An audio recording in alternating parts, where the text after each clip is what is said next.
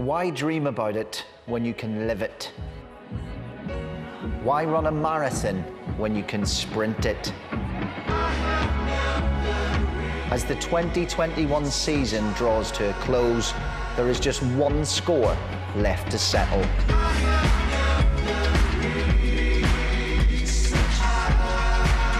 To be a champion is one thing, but to lift snooker's greatest prize of all epitomises legendary. Only kings, heroes, entertainers and warriors enter the history books, remembered for eternity. So if you're wondering what dreams are made of, then look no further, because this is it. Good afternoon and welcome to the home of snooker for the final of the 2021 World Snooker Championship. 2 men, 4 sessions, 1 trophy. It's the magician, Shaun Murphy, against the jester from Leicester, Mark Selby. Well, what can we say? It has been a tournament befitting of the occasion. It has seen a return of the most important thing in any sport, the fans themselves. It has been glorious. A full house at the Crucible for the final and a full house here at Eurosport. Rachel Casey and Neil Foulds with us shortly, and in the studio to kick us off, Ronnie O'Sullivan and Jimmy White. And this is just a wonderful moment before the first frame of any final, the anticipation, the excitement. Absolutely, it's our Blue Ribbon event. All the eyes in the world of snooker are watching, and to have a crowd in, just tops it all up. It's just, a brilliant day. Yeah, Ronnie, listen, you've won 6 of these. What's the key to handling snooker's biggest of occasions? I think for this tournament in particular, I think it's more about temperament, and if you can hold it together. And, you look at some of the winners over the past, maybe not the most flamboyant or play the most naughty snooker, if you like. It's always the guy that can hold it together and just grind it out, really. So I think this tournament stands alone in that respect, really. Yeah, well, listen, Shaun Murphy has been absolutely reborn this week. He's had some dark days. He's even admitted over the last couple of weeks that he did think about quitting. Now he's on the verge of becoming world champion again. Shaun, being in another final here at the Crucible, the feeling must be amazing. Tell me. I mean, apart from winning the whole thing, this is about as good as it gets. You win that match and get through. Everyone comes here with the dream of maybe taking that silver lady home. And listen, with just one more match to go, it's a great feeling. We talk about your season and your struggles, and it's been a hard year for all of us, but for you in particular. I mean, we talk about light at the end of the tunnel. This is unreal what's happened for you in the last 17 days here. I dreamt that one of the things I was missing was the crowds. I dreamt that was one of the big components in my life, and maybe I was right, because coming here, it's changed my game, there being a crowd here and just people watching. I said after the first round it was better walking out in front of a few than nobody, and I'm going to get the chance to potentially walk out in front of a full house. It's just I'm over the moon. What does the crowd bring to you as a player? I know how much you love it. I know you're an entertainer, you're a real showman. But what is it? Because you've really just been strutting around that table. Yeah, I think the players, we have a sort of responsibility to put on a show. I've always felt that, and obviously having been on the board and been the chairman of Players Association for many years, I've seen it from the sort of commercial side of things as well. We have that responsibility to entertain people who've paid money to watch us. But you can't entertain them if they're not here. And, they've paid their money, they've come, they've been tested. We owe it to them to put on a show. And I've tried my best to entertain as best I can. I know you talk about, your performance in other finals, but the year you won it, the best feeling in the world? Oh, yeah, without doubt. I mean, that was my first ranking tournament victory as well. And as a qualifier? Yeah, and I was just a clueless 22-year-old, to be completely honest. I had no idea what I was doing. I turned up here and potted more balls than anyone else. I've not been able to repeat it since. I've spent 16 years trying, and maybe this is my year. We talked about your mini fans at home. How do you think they will be looking on and seeing their dad in a final here at the Crucible? Apparently Harry, every time he sees me on the TV, when he requests Paw Patrol be put back on, he just says, "Oh, is Daddy bringing the trophy home now?" And Elaine has to explain that, well, no, there's a few days to go yet, hopefully, and this, that, and the other. And he wouldn't be the most patient child in the world. So listen, Harry, I'm trying my best. Well, they know each other so well, but at the Crucible, just once have they met. Selby beat Murphy 17-16 in the semi-final in 2007. We'll take another bit of that, Jimmy. Yeah, you know, so he knows what to expect, Shaun Murphy, with Mark Selby. You know, for me, he's got to be a little bit patient and, you know, stay with his fluent way he's playing, you know, because I think he's a fluent player, and if he sort of stops and starts with that, I think Selby will get control of the match. Ronnie, Karen was magnificent at the start of the semi-final and was way ahead. You said Murphy needs to stop being a good loser, and I think he was listening to you. 8 frames on the bounce to see off Karen Wilson, and he was strutting around the table like a WWE wrestler. Absolutely, and I think in the past he's been a bit passive in that respect, and you know he still be the nice guy, but you still got to kind of have that kind of like, I'm here to do the business. And I think that just adds maybe like a little 3 or 4%, but that can be as much as maybe 50% at this level, you know, because you're looking at fine margins. So, and I just think a lot to do with that is obviously to do with Chris Henry. He's gone like, you know, do you want to be a nice guy and a winner, or you can just be a nice guy and just enjoy the game. And he's obviously said, no, I want to win, because you know winning tastes a lot better than defeat. So I think Chris Henry will have a lot to thank for that for him, really. He bullied Jan Bingtao, who many people thought could have won his first world title over these 17 days. He held his nerve against Judd as Judd came back to him. He's kind of won in so many different ways, which has got to be a massive positive. Yeah, he's got better as it's gone on. You know, this shot there just showing what great cue power he's got, and his long ball pot, and he's not refusing anything. This is to win his match. You know, but against Bingtao, a lot of people didn't think he beat Bingtao. That black was especially special because he had a very easy safety shot up and down, got down, potted it, you know, and got great confidence. I think that black turned the match for me. And, you know, for me, he looks at his best, at his confidence best, but he has to stay in his rhythm. I know I keep going on about that, but it's so important that Chris Henry, I think, tells him to be a bit patient as well. And listen, keeping your rhythm against the man he's going to meet is a massive challenge, because Shaun faces a master craftsman in the 2021 World Snooker Final. The first frames of that are just one break away. We'll be back with you to focus on Mark Selby next.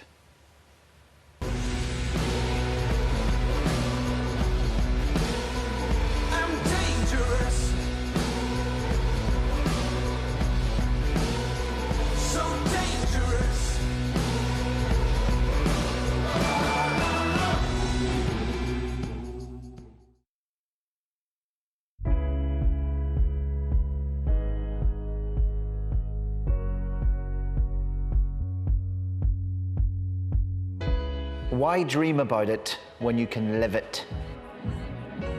Why run a marathon when you can sprint it? As the 2021 season draws to a close, there is just one score left to settle.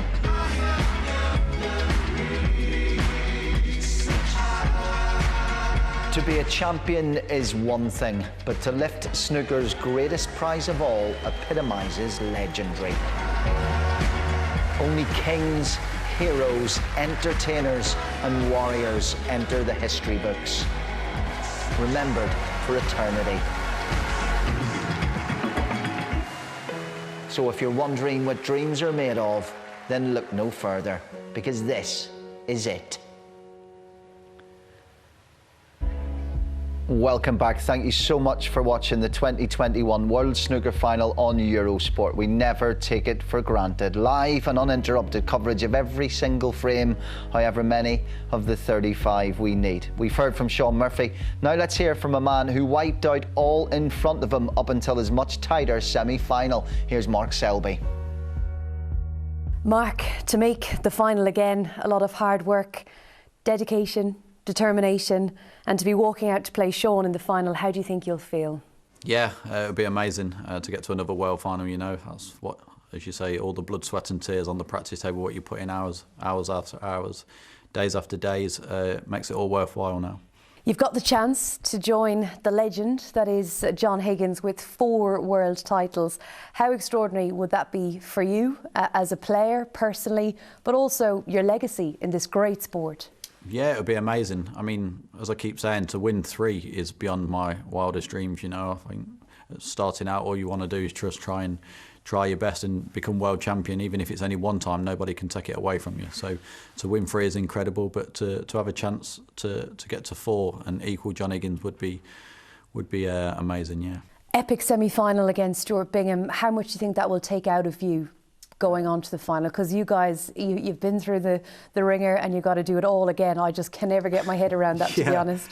Yeah, hopefully not too much. But I've said that before in the past, and always that first day of the final, I've always felt a little bit fatigued. But I wouldn't be human if I wasn't going out there tomorrow and you was a little bit tired, and I'm sure Shaun will feel the same. We've been playing more or less every single day now, like immense concentration for nearly 2 weeks. So we're going to have a little bit of tiredness out there, but hopefully we can still both put on a good show. Yeah, and sometimes I suppose fatigue is okay as long as you're not flat out there. You know, it's hard to get up for it, even though it's a world final. Yeah, I mean, like I say, the 3 times when I've won it before, I've always got off to a bad start on the first day because I've mentally and physically felt like I had nothing left. Even though I was trying my hardest still, I just felt the harder I tried, the worse it seemed to have got. And you can't control that, you know. I mean, you can't turn around and say, right, I'm going to go out and win every game with a session to spare so you have more energy come the final. You just have to take it how it is. So this year's no different. If anything, I'm finishing even later going into the final than what I have done in previous years. So we'll just have to wait and see. Well, it's 8 triple crowns for Mark Selby. Only Higgins, Davis, Hendry and O'Sullivan above him. It's been 4 seasons, though, since he picked up the UK's and Worlds in 2017. But an under-par Selby, in inverted commas, has won 4 ranking titles and 3 biggies in China. Hardly a crisis, Jimmy. No, not at all. You know, it's you know what a strong board that is. And Murphy, I'm surprised he's only won one of each. I thought he'd have won more of them. Yeah, it's an interesting when you look at Shaun's record. He's turned up for the big ones for sure.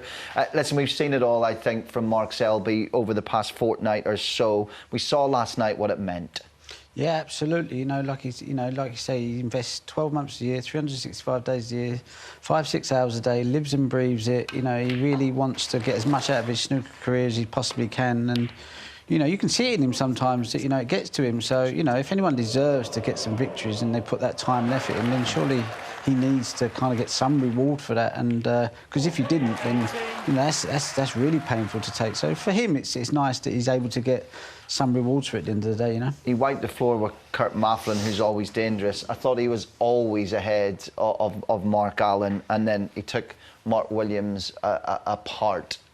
Hopefully that'll be the Mark Selby we see in the final, but it was a very different case against Stuart Bingham. The word gamesmanship was used. Mark sat here and he said, look, I don't see it like that. I do what I have to do to win. Yeah, you know, going back on them results, Mark Allen threw everything at him. Mark Williams looked like a potential winner the way he was playing. You know, he destroyed both of them, really. You know, he played so well. And, you know, he does get a bit slow. And sometimes he thinks he doesn't know what shot to play, and it can go on for maybe 2 or 3 minutes. That is off-putting for your opponent. But his other side of him, when he is potting the long balls and getting in, he can score breaks and he can be more fluent. And we enjoy more watching that side. But the likes of Ronnie O'Sullivan, Stuart Bingham, yes, they are doing that, playing fluent against him and scoring heavily. I think he has to go that side. He has to slow it down and get control of the table. What was your take in the semi-final, Ronnie? It's difficult, you know. He's out there to do what he has to do, and you know, sometimes he feels he has to take that time to win a match, and you know, he's got to do what he has to do. You know, some players want to play the game and free flowing and that. Yeah, listen, I just think if you really want to do something about it, and it was a bit of an issue, I think tennis, they have a shot clock on the serve, so if it goes over a certain time, you know, it's kind of like they know that time's there to get the shot done. And I think in golf they're on about maybe rewarding the most watchable, the people that bring excitement to the fans, so the fans can vote and then they get paid a bit extra. So, you know, if you can incentivise the players to play in a different way, if that's what the sport wants, then that could be a way around it in some way. So you can allow them to do what they want to do, but, you know, you either have the shot clock on there or something in some sort of way. But, you know, it is what it is, you know what I mean? He's here in the final, Stuart's not, you know. Sometimes people just, you know, listen, Murphy's going to have to... If Murphy wins this tournament, he's going to be sitting there thinking, I need a year off. Yeah. Because that's what Selby's going to do to him. Like, if Selby doesn't win it, Murphy's not going to be sitting here going, oh, that was an enjoyable fight. He's going to be sitting here going, that was horrible. And it'll take him a while to sort of, like, feel normal again. That's how bad he wants it. So, how do you take that out of someone? Like, you're going to have to scrape him off and then pick him up, and it's going to be fun. Absolutely, it's going to be fun. And this, of course, is the bigger picture. It's just a huge moment in our walk back towards normality, but not just big for indoor sport, but for an entire indoor entertainment industry, your pubs and your cinemas, all watching on just to see how well these 17 days go. It's a full house inside the Crucible, and right in the thick of it, Neil Foulds and Rachel Casey. And it's a wonderful occasion, Colin. You can feel the tension, a wonderful atmosphere here this afternoon. And you're delighted to be here. It's actually Neil Foulds' first final ever at the Crucible. Yeah, I mean, all the years I played, I didn't quite make it as a player. I was sent packing, and also I was sent packing by a few broadcasters up until now. It is my first world final. It's an incredible occasion. I'm delighted to be here. I think I'm the only one in the building that's never been to a world final before. Spectators, referees, players, the lot.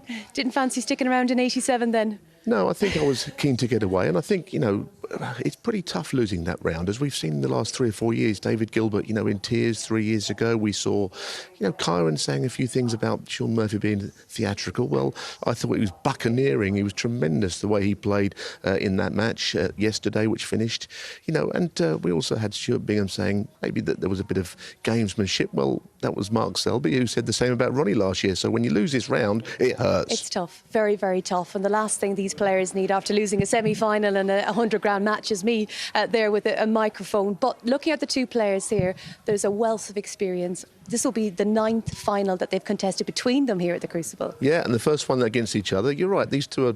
you look at this now, and there's no class of 92 here for the first time since 2016 in the final. And the three main protagonists of that have all been in finals since then. Mark, John and Ronnie. They're not here. This is the generation slightly below them, and these are the next brigade, really. We've got all these players. They've both been champions before. It's a question of whether Shaun can win a second, or, you know, the legacy of Mark Selby continues. And of course we'll join John Higgins with a 4th world title if Mark Selby is to do it. It's good to have you here. Finally, he's here for the final. It's great to have you with us as well. And after a year of canned applause and stony silence, it is absolutely fantastic to have this Crucible crowd back here for the final.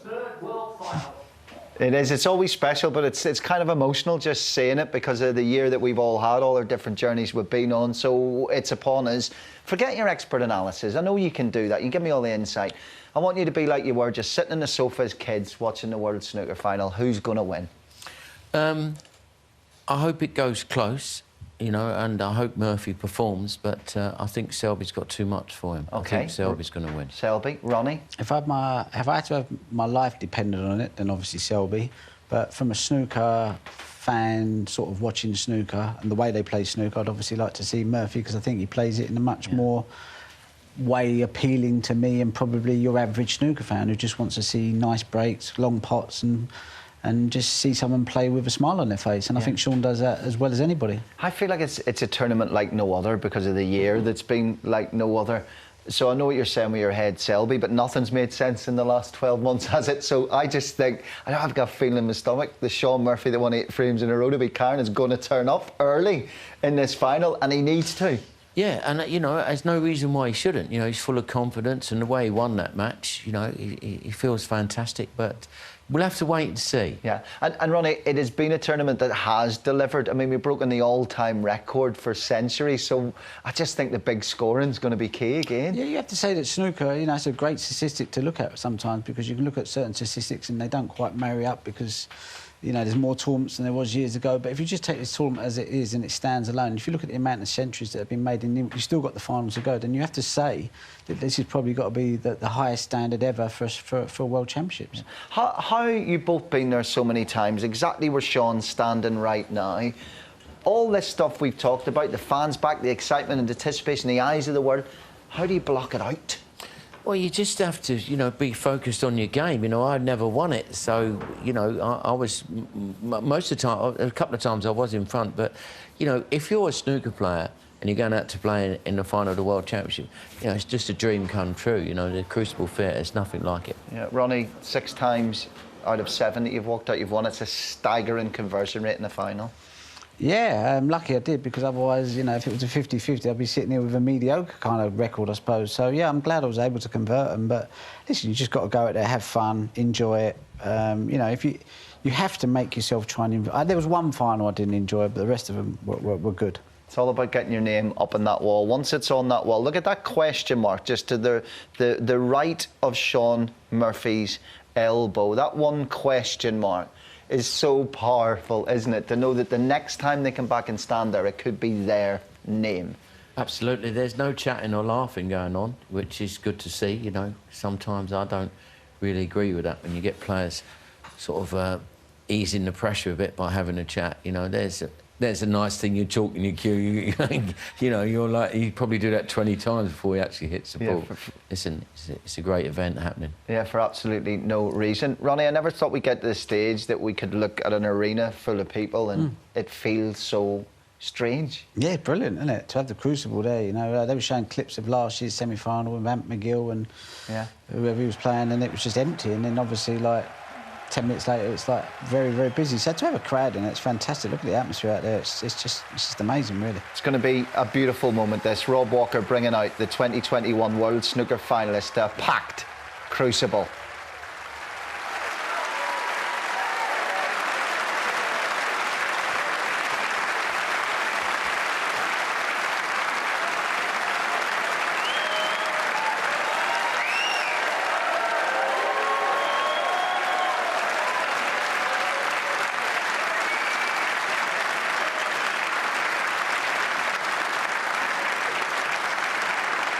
Introducing a player who produced one of the greatest comebacks of his career in the semis against Kyren Wilson. 16 years after lifting the title, he returns for a fourth Crucible final. The ultimate class act on and off the bays, and he will savour every single second of your reception. So raise the roof. He's Shaun, the Magician Murphy.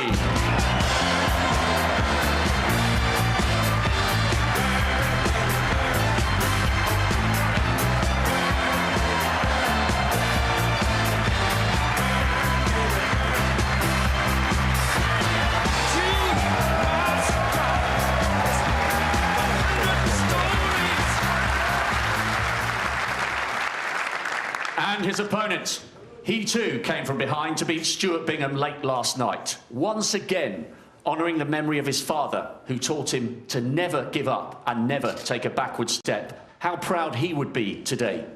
Returning for a fifth world final, 14 years after his first, he is the jester from Leicester, Mark Selby.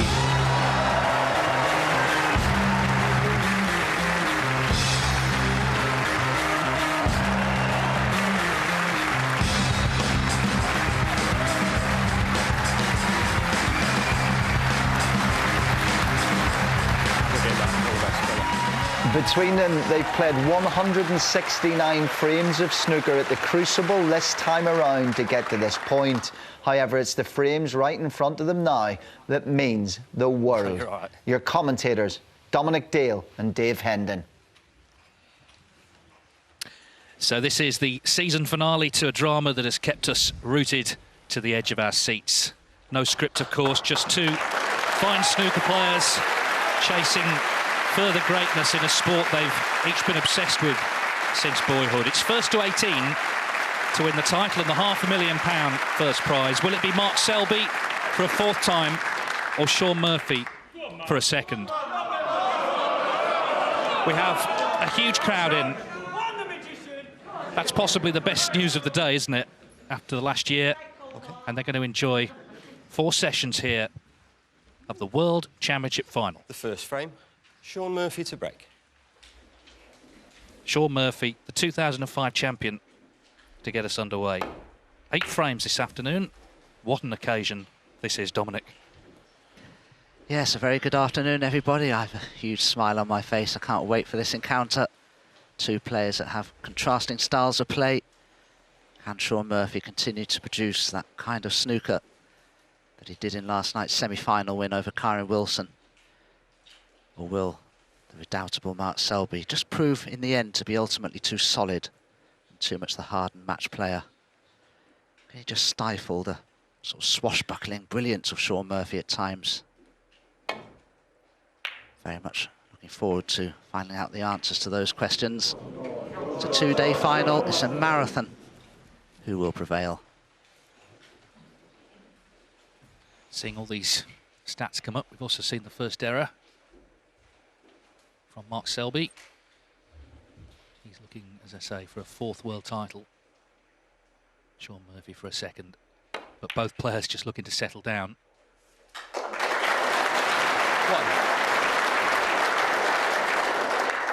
Yeah, he was terrific last night, closing out against Wilson. That's the sort of form he knows he's got to try and produce. And also, I guess, Dominic, get in early in these frames. That's what they're playing for, of course. Get in early. He can't be tied up if he's at the table early making breaks. Oh, but he's missed that one. Yes, there will be a lot of nerves, I'm sure, early on. Shaun Murphy was absolutely outstandingly good in beating Kyron Wilson. Don't forget, he was 10-4 behind in that match and ended up winning rather comfortably, 17-12.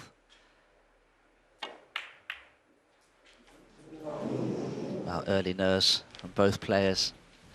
Completely understandable, of course. Interestingly, Shaun Murphy averages 4 seconds per shot quicker than Mark Selby. So if Mark Selby can make this a rather ugly match, play a lot of safety, and do what he does best, it could cause Shaun Murphy to struggle a little bit, could disrupt his natural rhythm. But interestingly, Dave, obviously a lot was made of the match between Mark Selby and Stuart Bingham, whereby Mark Selby played a little slowly on occasions, but incredibly, you know, if you look at that match and their average shot times, Mark Selby was fractionally faster, according to the average shot times, than Stuart Bingham was. Yeah, I mean, to me, the session where he went negative was the 3rd session, and that was his worst session of the tournament. He only won 2 frames, so if anything, he did himself in as much as Stuart Bingham. He is someone other players have to cope with. He plays a particular game, just as players of the past did. Just as players now do, play an attacking game, you've got to cope with that. And Mark Selby presents a particular challenge.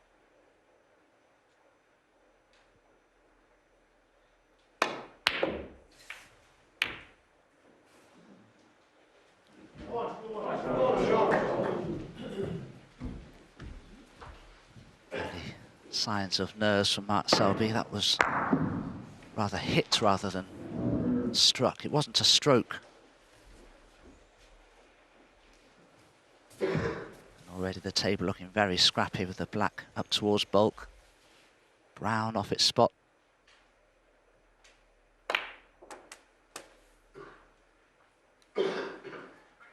One. These two, of course, similar age, grew up together playing on the junior circuit in the UK. Spent many a Sunday afternoon doing battle at Willie Thorne's in Leicester. Thinking about days like today. Shaun Murphy, at the age of 8, asked for a Commodore 64 for Christmas. Instead, he was given a small snooker table 7.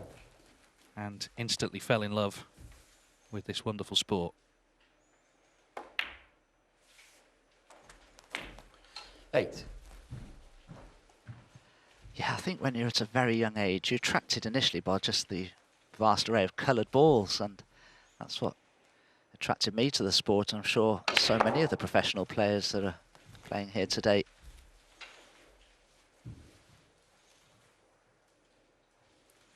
$14. Shaun, one of the most rhythmical cueists this game's ever seen. Beautiful player to watch. Keeps so still on the shot. And when you're in this sort of environment, when the pressure's at its greatest, technique is just so critically important. 15. Well, there's no doubt, and he said it himself, that Murphy's sort of resurgence in this event has been tied to the fact we've had crowds. He spent a very lonely year on the circuit, in hotel rooms, between tournaments, never mind during them. Crowds coming back have really helped him, I think. And, you know, it's getting fuller and fuller every session, isn't it? Wonderful. 21. And Shaun as well, Dave, I'm sure he'll agree, by nature is a sort of person that really does love to interact with snooker fans and give their time to people. He's that sort of guy. He's a wonderful ambassador, really, for the game, and he talks so very well as well about the game and other things. Absolutely. You know, he's spoken in the 22. past about, you know, quite difficult times in childhood, bullying and so on, but he's found a place in this sport. You're quite right, and he's a snooker person, and he can relate to other snooker people.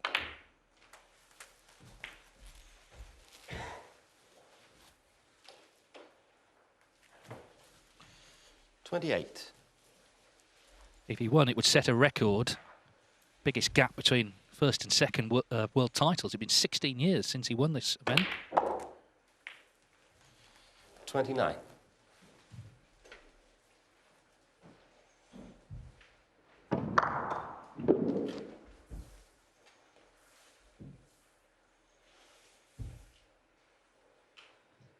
Shaun just having a look to see if there's any way he can leave a potting angle on the red next to the green, because he hasn't finished too handily on the blue. Blue ball. Well, there's a great shot of that red by the green. It's going to be very tight.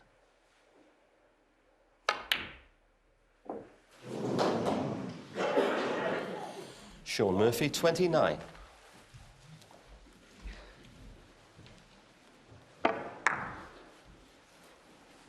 Sort of ball he was knocking in last night, but this is a different kettle of fish, isn't it? First frame of the final.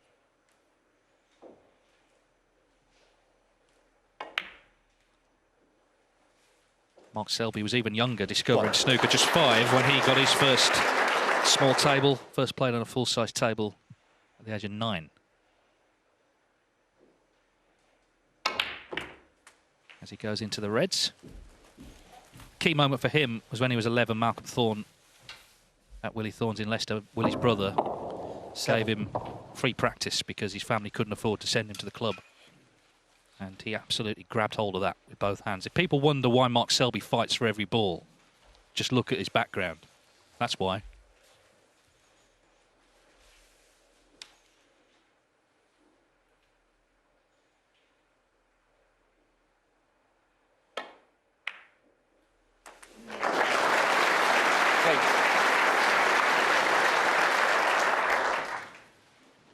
This was a terrific pot from Mark Selby, had the courage to take it on.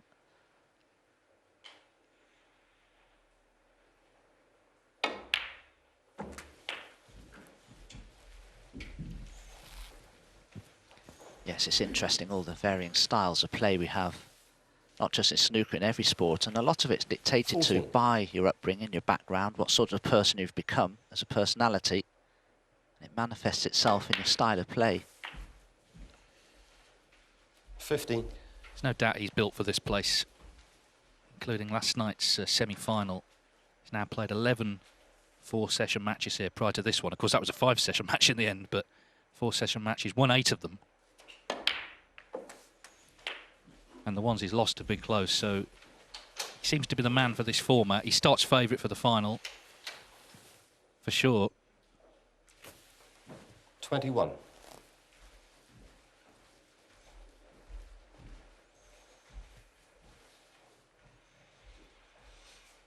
I think the key for Mark Selby here to win this match is just to cut out unforced errors. By that I mean poor safeties, missed pots, pots that he shouldn't really miss or doesn't normally miss. Those types of mistakes are the ones that will allow Shaun Murphy an avenue into the match and to contest it and for it to be a very close final. But if Mark Selby's ultra solid, doesn't make too many unforced errors, he could be extremely 22. difficult to beat. There's the average shot time for the tournament, but he's also scored heavily. 10 centuries he's made. Murphy's made 8.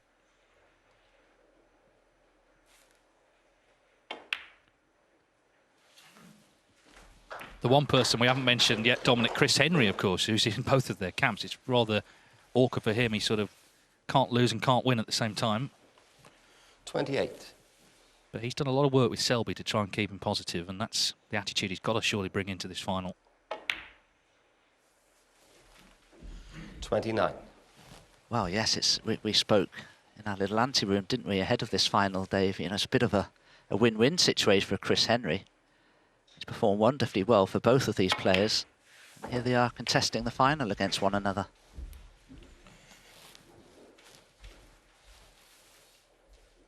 Well, there's the one red on the cushion 35. that he is going to need. table went a bit scrappy, but that's because they were missing. It wasn't because he was tying it up. Murphy missed that black. Selby missed a few early on, because Murphy eventually missed the blue.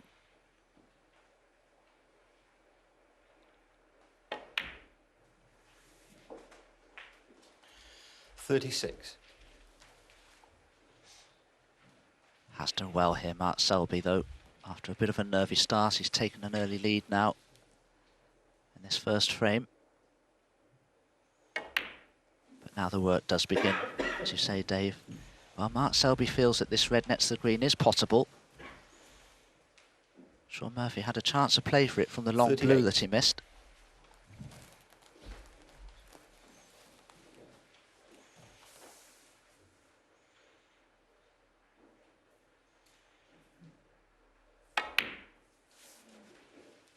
$39.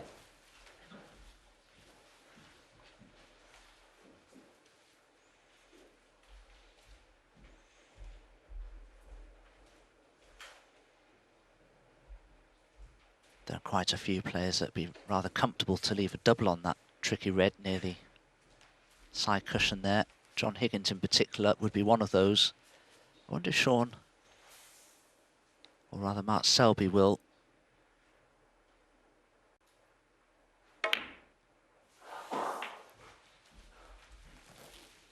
Just needed to be a bit straighter on this red. He could have just dropped it in and left a good angle on the 42. pink to develop the red. If he drops it in dead weight now, maybe there's still a chance he could leave a good angle on the pink.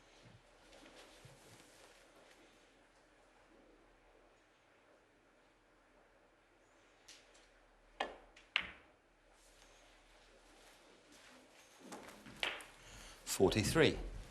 No, I think it's still a little pacey.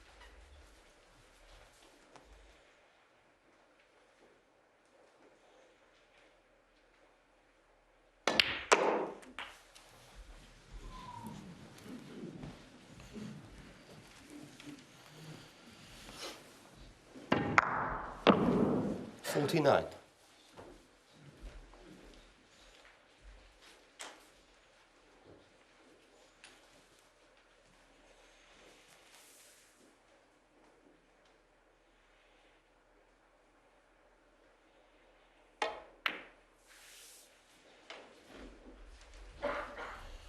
Mark Selby, 49.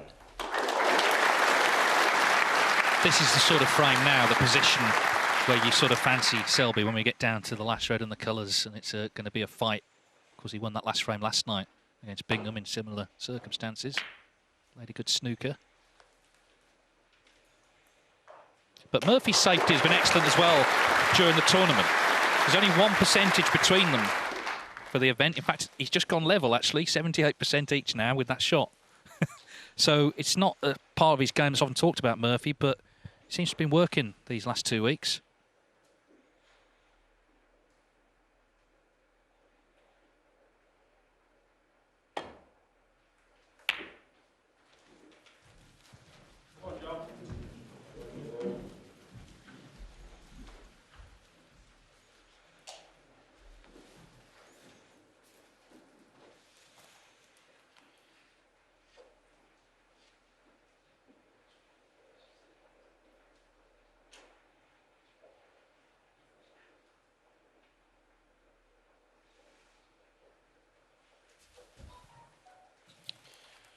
Well, turn those off, please. The first mobile phone. We hope it's the last. I suspect it won't be.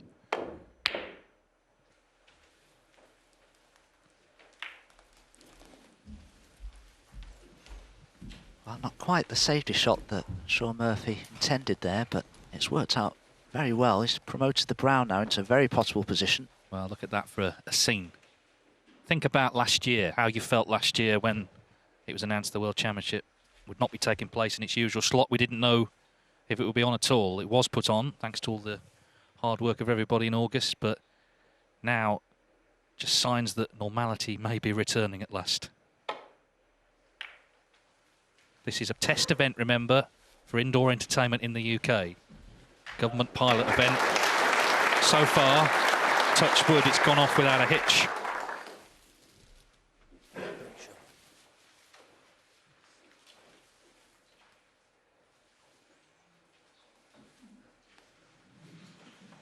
Shaun can just bend the cue ball around the yellow. That's what he's playing here, just to try and get some distance between the two balls. Couldn't get enough pace into the red. So will Mark Selby attempt this red to the right corner, can hold for the pink into the same pocket, and would only need the yellow in addition to leave Shaun Murphy at the snooker's required stage.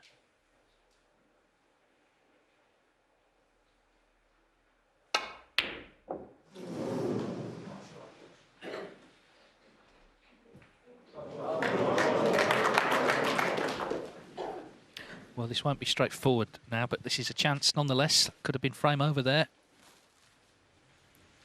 Well, I thought initially the contact sounded heavy, and that was the corroboration. You could see the red leave the bed of the table. 1. Upon contact with the cue ball. Shaun Murphy will already be thinking of a way to bring the blue into play, I'm sure.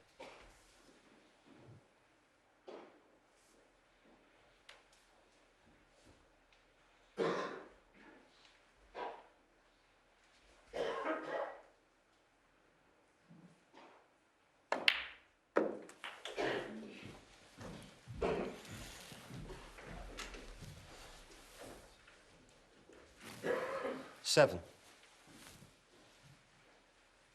Oh, what a wonderful backdrop there. You can see a capacity house in the background. It's wonderful. Already spotted a few familiar faces. 9. Yeah, even with his mask on, I recognise Coventry Brian. Yeah.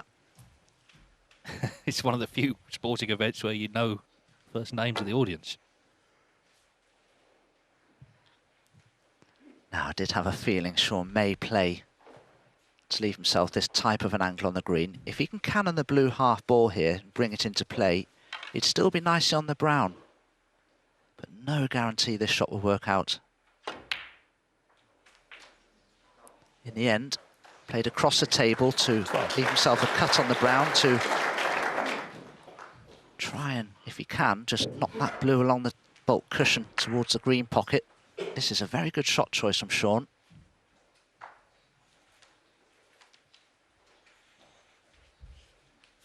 And this is the sort of shot I think Shaun would be very disappointed not to play well. He wants to cannon that blue over the green pocket here if he can. Oh, he will be disappointed. 16. So already we've got drama. First frame, 3 points in it on the blue. Got 2 days of this, remember? This could have clearly gone better. Just gets on the blue there, you fancy him.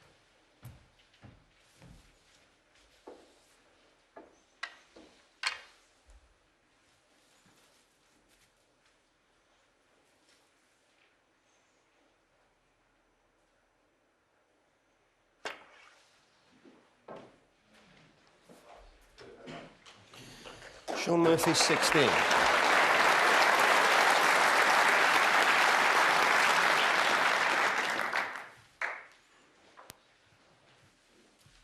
Quite a snooker, I don't think. Now, if Mark Selby can hit the blue full ball, that may be good enough for him just to bring it down in behind the black spot.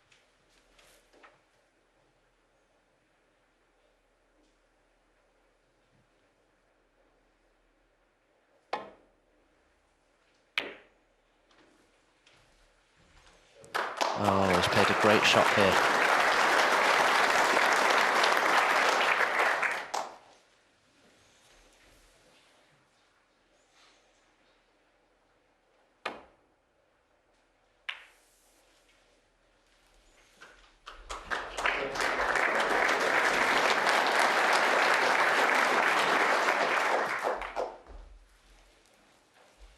Paul Collier in the background, refereeing his third World Championship final.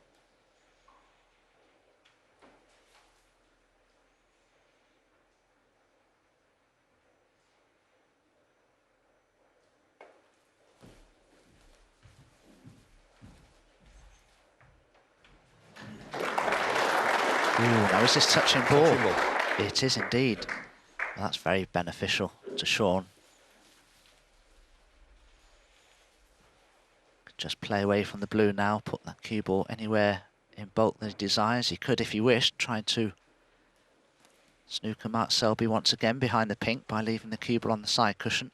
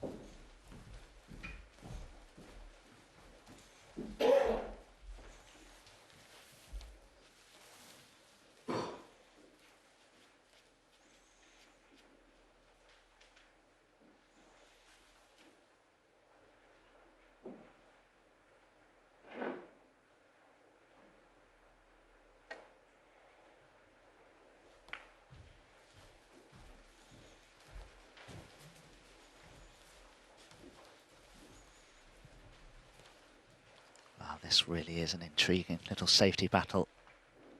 Whoever wins it will probably go on to win the frame. Neither player requires the tricky black. Yeah, and I think Murphy is going to have to win his share of these frames. He's not going to win every frame, surely, with a big break. These frames, I know it's only frame one, but these frames are going to be significant as well. They're the sort of frames where you back Selby normally.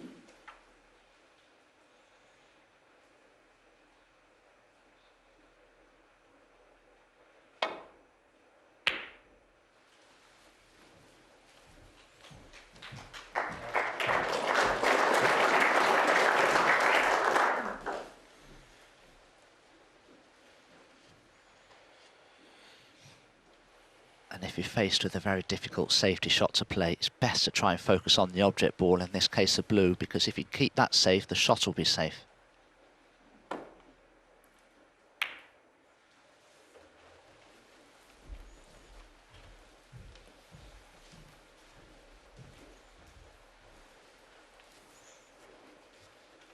It's like they've started at the end. This feels like the deciding frame, not the first of 35. But every frame, every moment, passage of play is going to be significant over the 2 days. And this is just a chance to settle in, get on that scoreboard.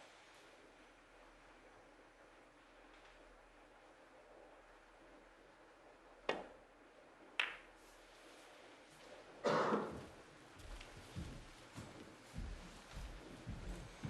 was a little bit of a mistake from Mark Selby.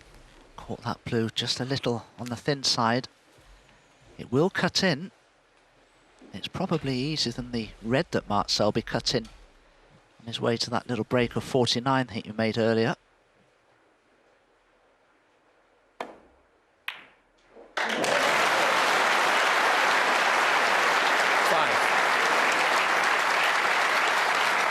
Still needs pink and black.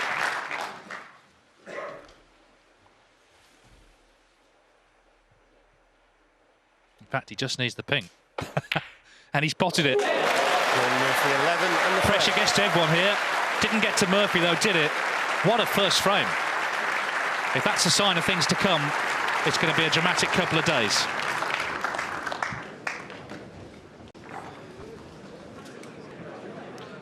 Well, it must be a good sign for Shaun Murphy if he's winning frames like that against the master of brinkmanship himself, Mark Selby. 8 frames, remember, in this opening session.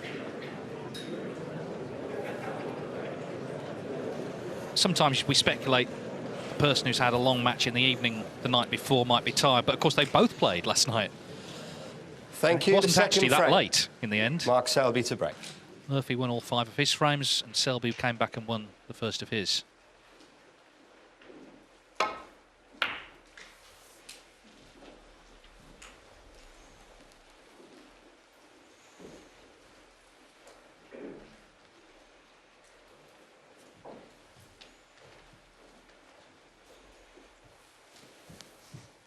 Murphy would become only the 7th player to win multiple Crucible titles.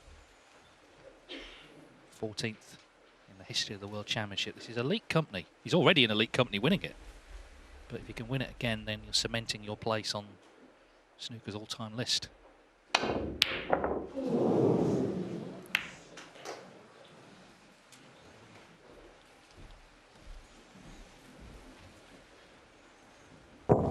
shot choice, this, from Shaun Murphy. I wonder if he's set his stall out just to play an attacking game and try and disrupt Mark Selby's predominantly safety tactics and style of play.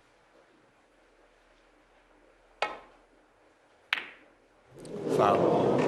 Another unforced error from Mark Selby. And he's left this red to the right centre for Shaun. And he won't settle down, Mark Selby, not until he wins that first frame and gets his side of the scoreboard rolling. Particularly as that first frame was a sort of quintessential Selby frame in many ways, but he didn't win it.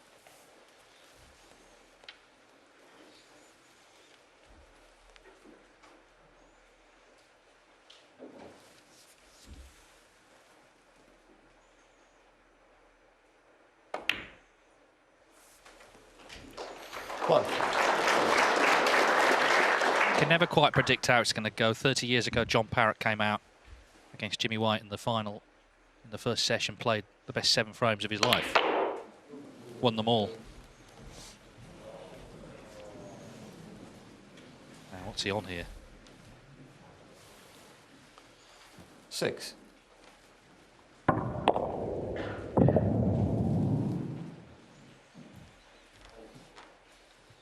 Well, at first glance, Shaun's only got a very difficult red to the right corner. He's considering it. Does he feel he can find a gap in the reds to give himself a chance to be on a colour? Is this in? No. My goodness me, wasn't sure. These pockets haven't been playing particularly tight during this event. That one almost went in. Yeah, I agree. It looked like it shouldn't go in, but I still wondered at the last moment whether it would drop or not.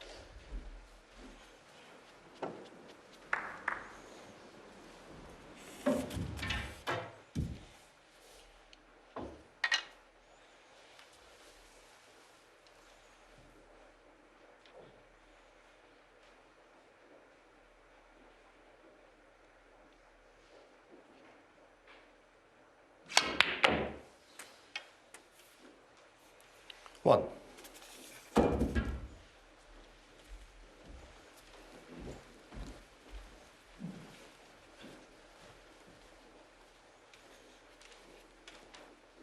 Selby looking to join John Higgins on 4 world titles at the Crucible, which would leave him behind only Hendry, Davis and O'Sullivan. So, I mean, that really is the pantheon.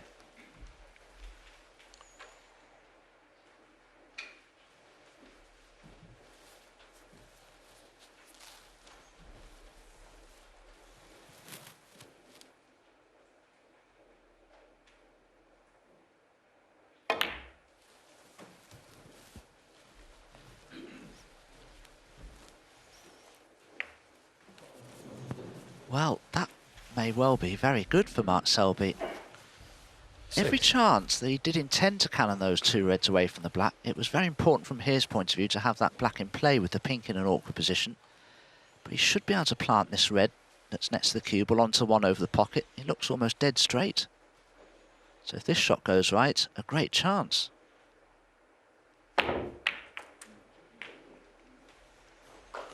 Seven.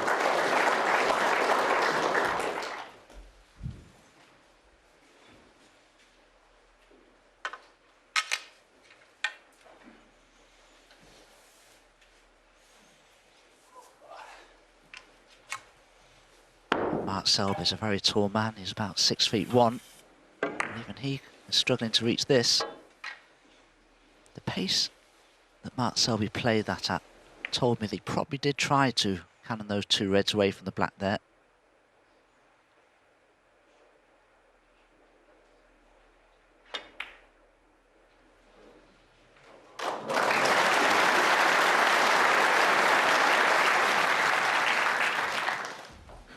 Just a little unlucky. Well, I thought he was. He played the cannon on the red that he did cannon, but wanted to cannon it full ball, but he has an alternative.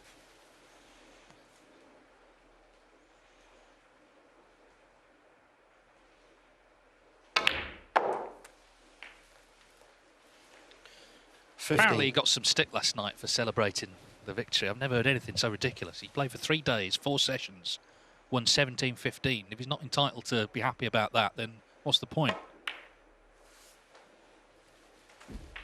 And we saw Shaun Murphy, part of, I think, his victory against Wilson was because he was getting pumped up, he was giving it the fist, he was getting 20. excited. This matters.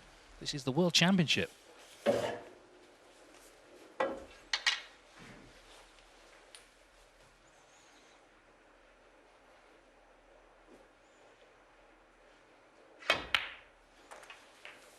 $21.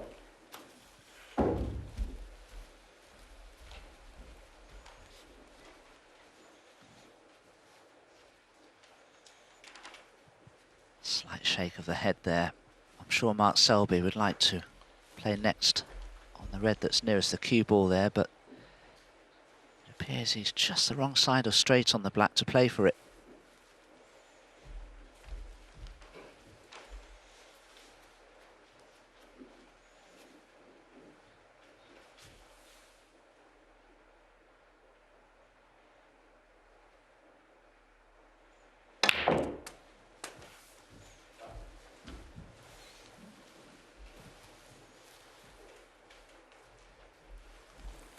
$28.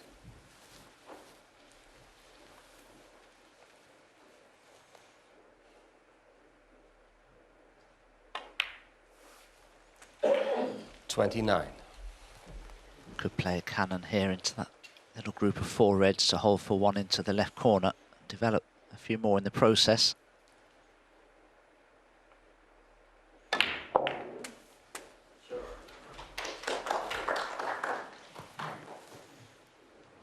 Having commentated on the majority of Mark Selby's semi-final match with Stuart Bingham, I just felt that for most of that match, Mark was playing the occasion as much as anything else, and it just caused him to struggle throughout the match. Had to dig very deeply to win it in the end.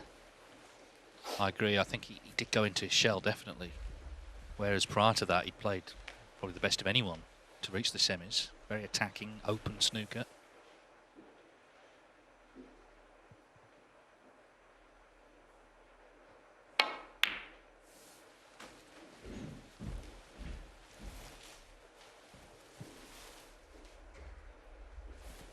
$40.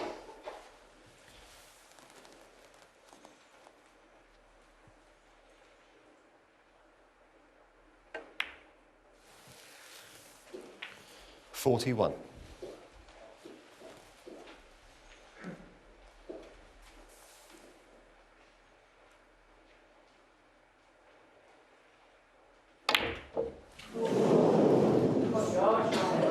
Well, what happened there? 41. I must confess, I was looking at the cue ball to see how he'd finished on his next red, and wow, what a miss. It's unbelievable. I mean, well, unbelievable.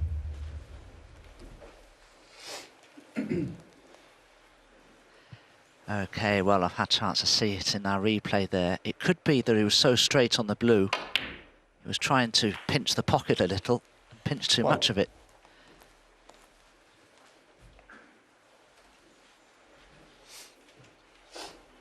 What a moment then for Murphy, who must have been kissing goodbye to the frame in his chair.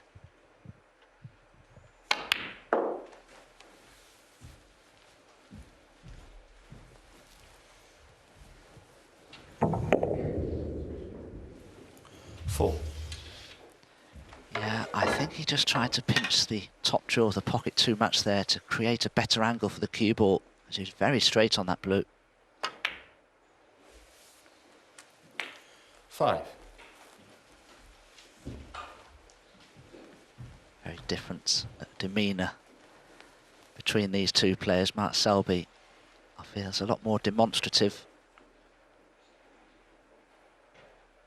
Shaun Murphy, I've played so many times, and even when he is pressured, he seldomly shows it. 12. Yeah, and also I think he's come here low on confidence, low on form. He's found something. He's just enjoying every minute of it. Makes him dangerous. Having said 30. that, this is the final. It's all on the line now.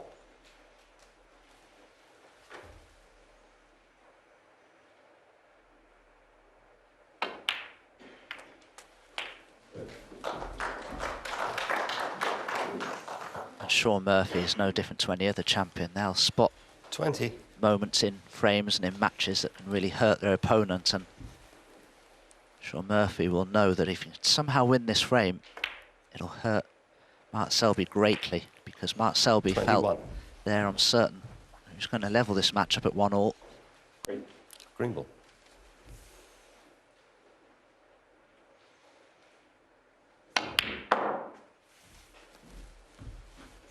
Well, the blue's probably the easiest ball he's missed in the tournament. You explained why he missed it, but could be a very significant error. 24.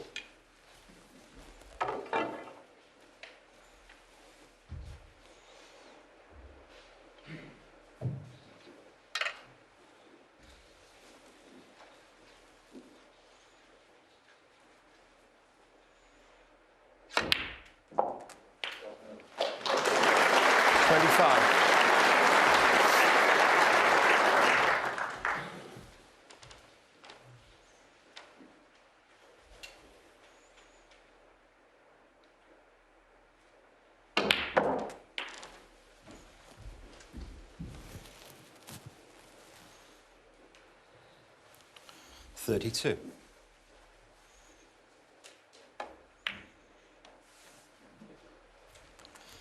This frame 33. almost following the pattern of the previous frame, whereby we could be in for a little battle royal on the colours again.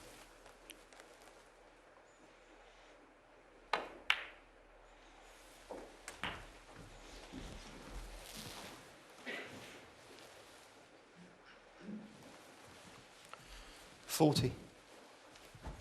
Can Shaun just drop this red in very slowly? 41.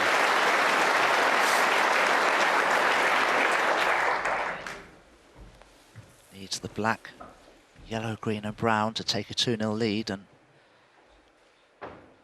further exacerbate the miseries there of Mark Selby, who felt he should have won this frame already.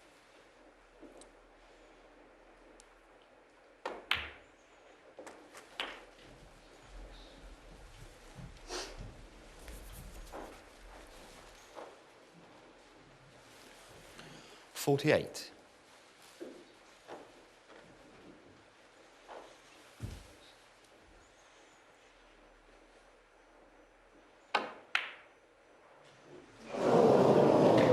It was tough. He's Shaun potted some Murphy, big balls in this 48. tournament. He's gone for some big balls, but he hasn't potted that one.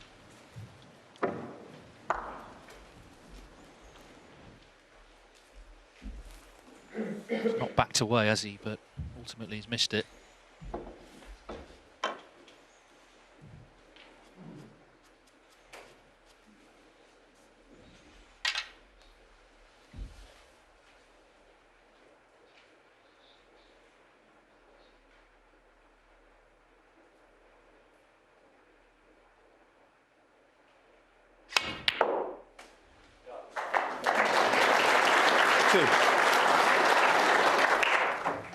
Big moments already here in this final, particularly for Mark Selby there.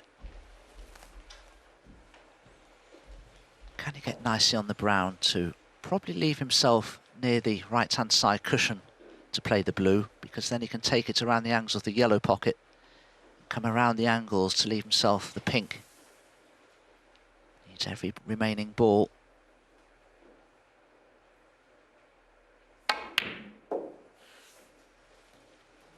$5. Overscrewed.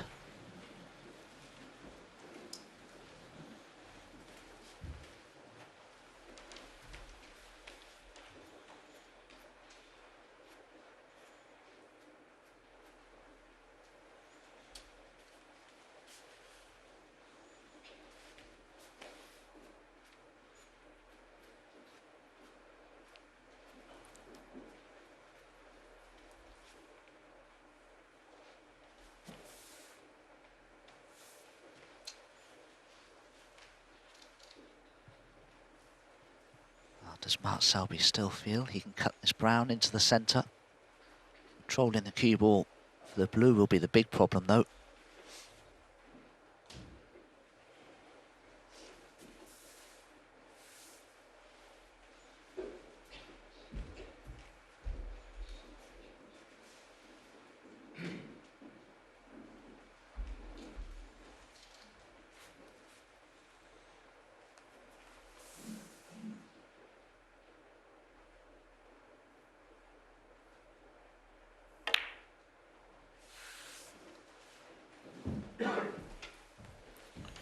Mark Selby, 5.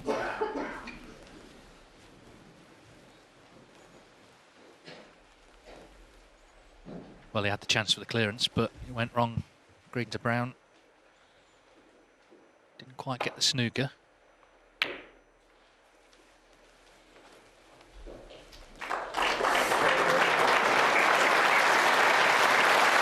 Yeah, and now he's in one.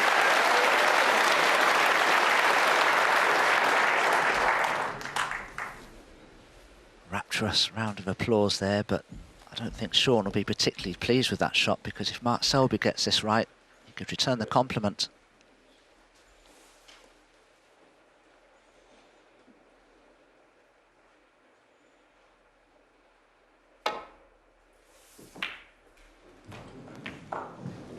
Very lucky there, Mark Selby. That was a big misjudgment for somebody of his safety abilities.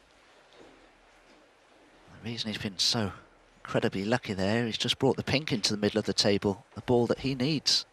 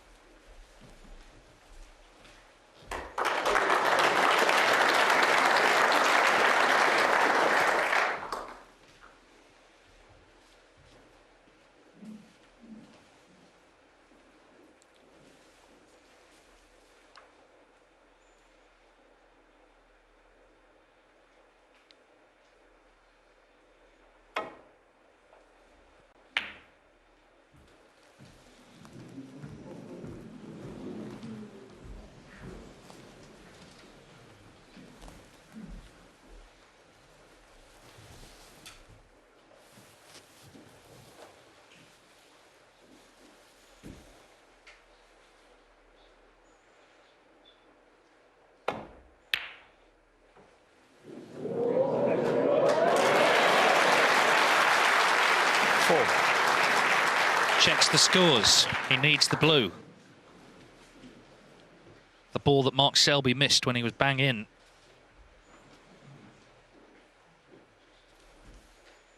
What a dramatic start to this final.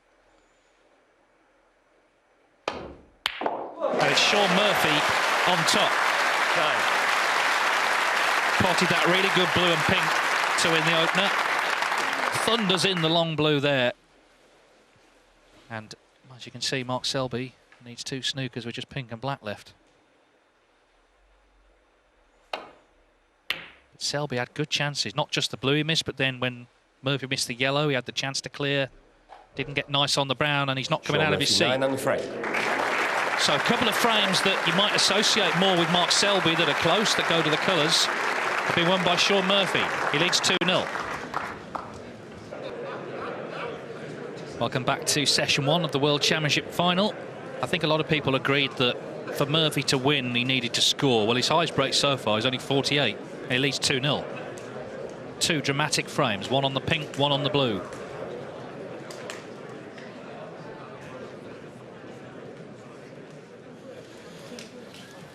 Thank you. The 3rd frame. Shaun Murphy to break.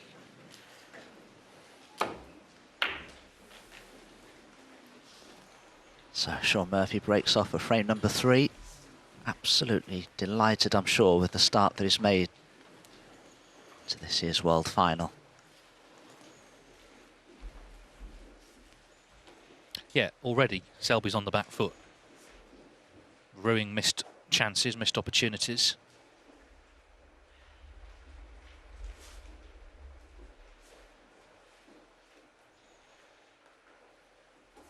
And also, he's seen Murphy's long potting is already looking very good, as it has done the whole 2 weeks. That blue was obvious evidence there.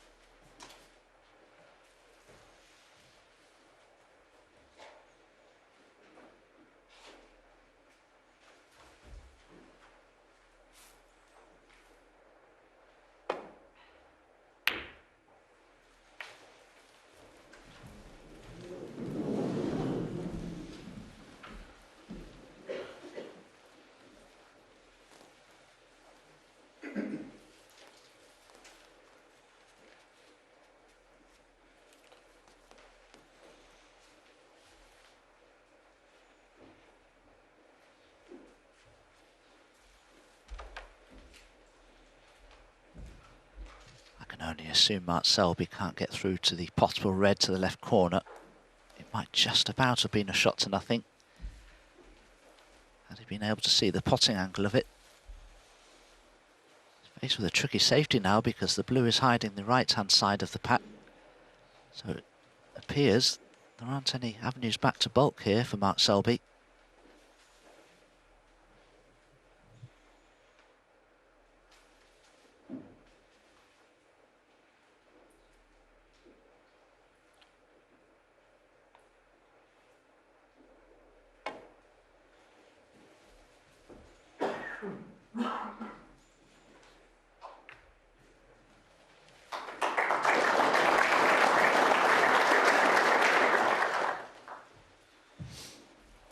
I honestly don't think Mark Selby played that shot. So nearly left a red to the left centre.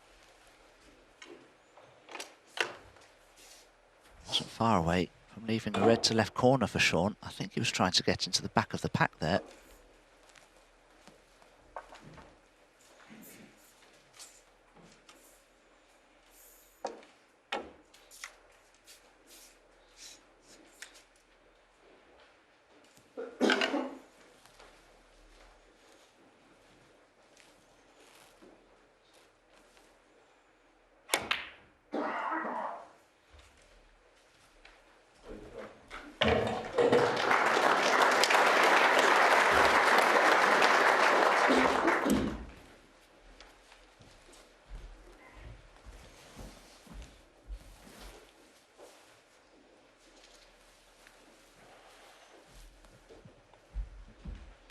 Look at their nicknames, the Jester and the Magician. It sounds like it's sort of a light-hearted affair. It's been anything but so far. 2 hard-fought frames.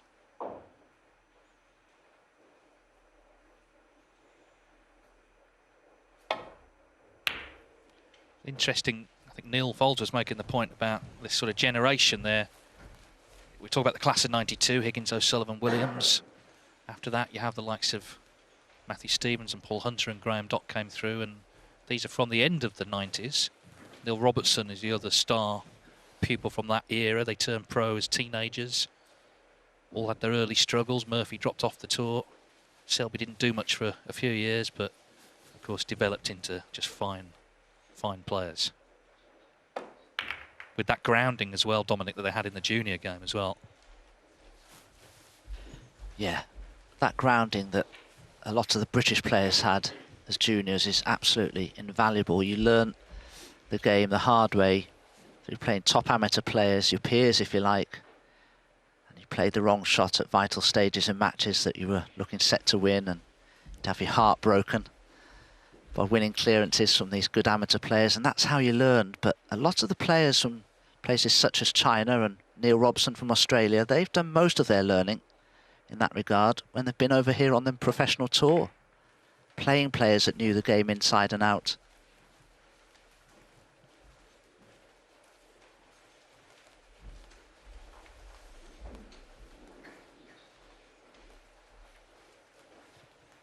Yeah, I've already mentioned Malcolm Thorne. He's one of many people in the grassroots who have done so much for future stars of the sport by just providing opportunities. Could do with the wobble.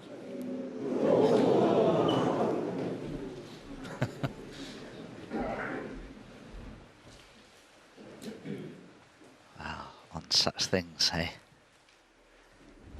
Had this cue ball dropped, there would have been a simple red to the right centre, just waiting for Mark Selby to begin a break with.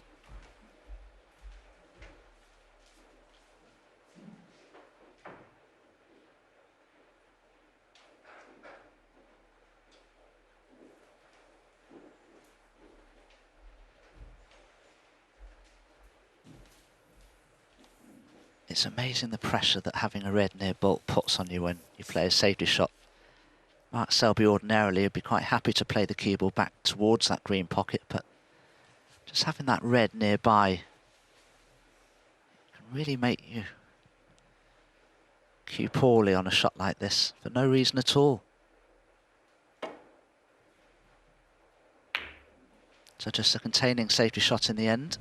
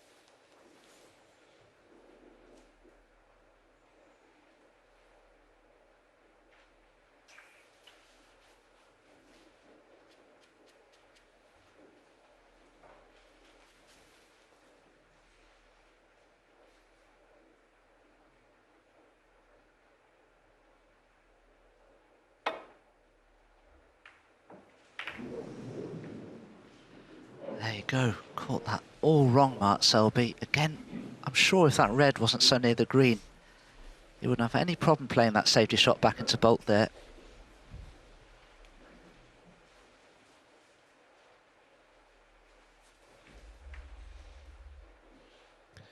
Well, Shaun Murphy knows he's on top right now. And he wants to press home the advantage he already has. Well,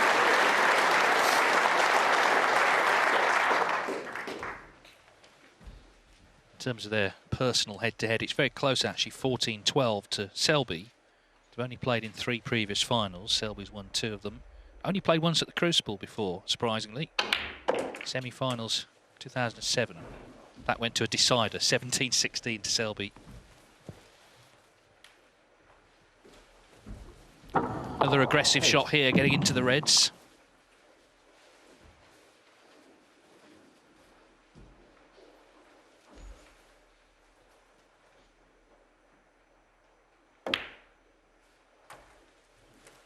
It's not quite no more than Mr. Nice Guy from Murphy, but it's definitely an intensity there that we've seen in this championship that we don't always see from him.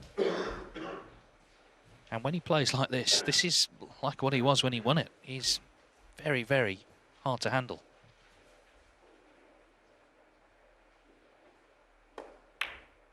And I just wonder, Dave, having worked during this event with Chris Henry, Shaun Murphy's learnt something about himself here.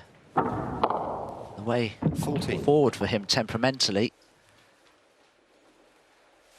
is clearly just to not be quite the showman, but be more businesslike.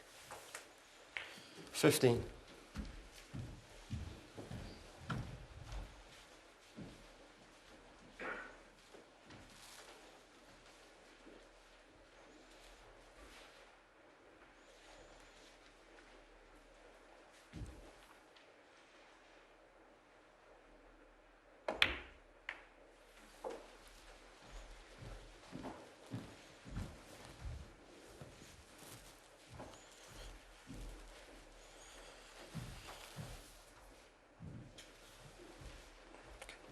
$21.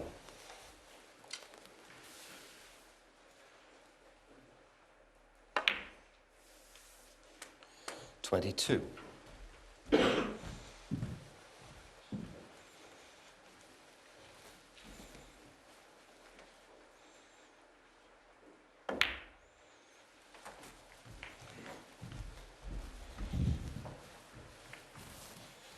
Shaun Murphy seldomly gave his opponents 28. second chances.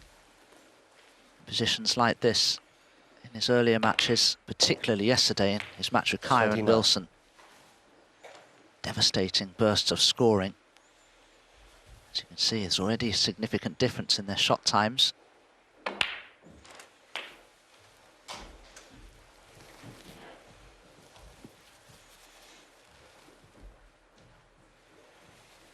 $36.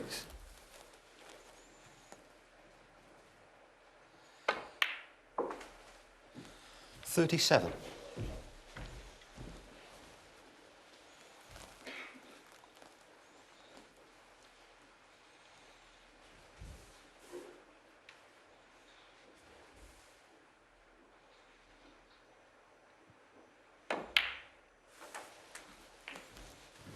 Yes, he's made 8 centuries in the tournament, 31 half centuries as well. So a lot of big breaks.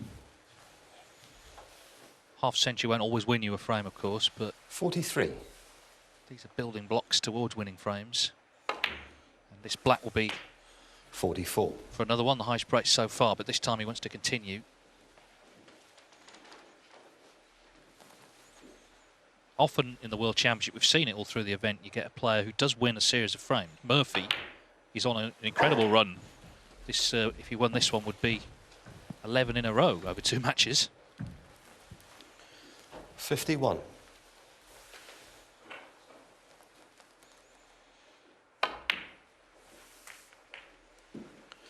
$52.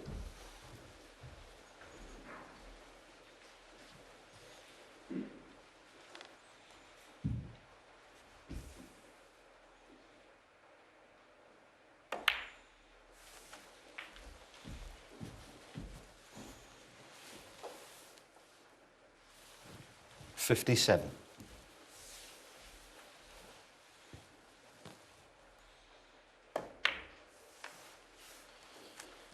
58. So Shaun Murphy makes the first half century of this year's final. Will it become the first century?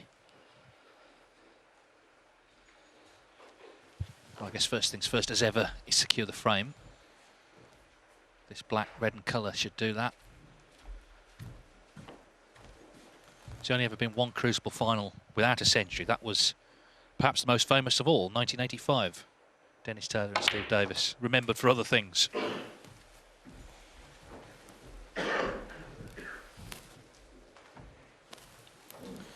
$65. Just a touch short of pace there as he approaches the winning line. Just a red in any colour would do.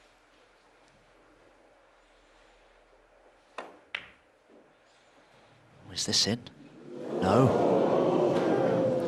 Reprieve for Mark Selby, who badly needs one. Yeah, just left it more awkward than he would have liked. Well, another potential for a big early moment. This is why.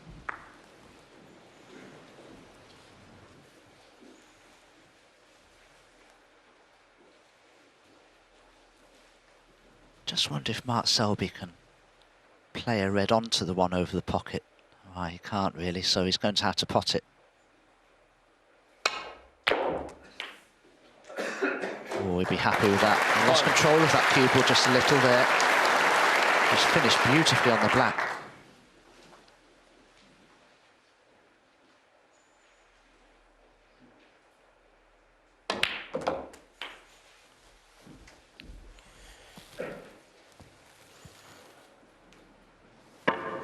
$8.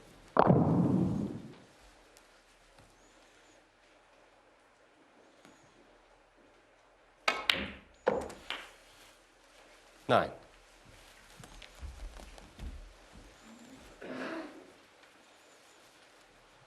I think Mark Selby here has to play the cue ball off the top cushion and come in behind the remaining 4 reds.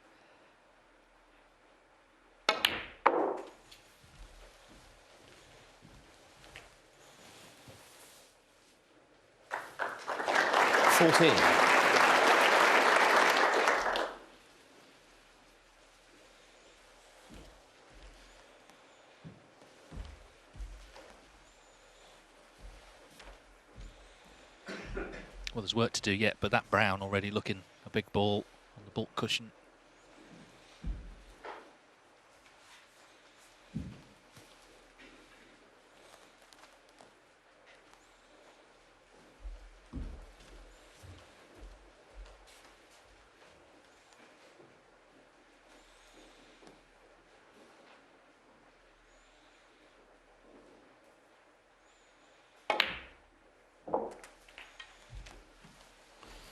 $15. I'm sure Mark Selby would love to cannon that tricky red near the left centre pocket into play. He needs to try and pot the remaining loose reds first to get back in the frame.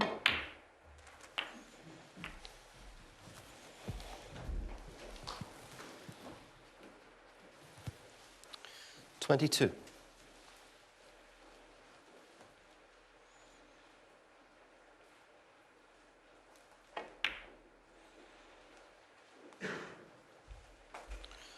23.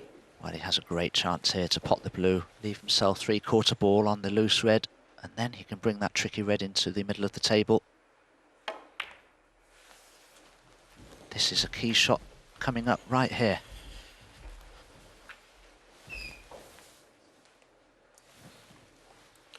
$28.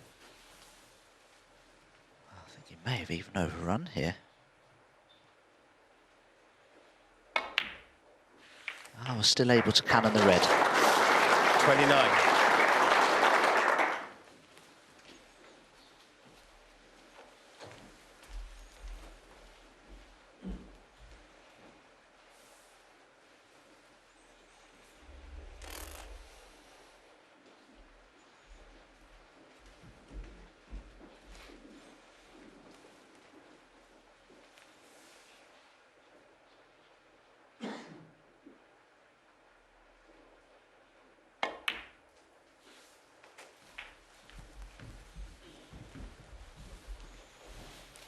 Wouldn't be surprised to see Mark Selby play for the pink off this 34. red just to get it back onto its spot.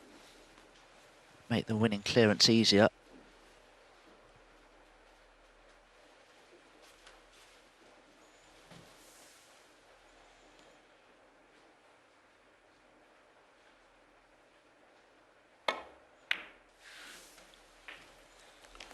$35.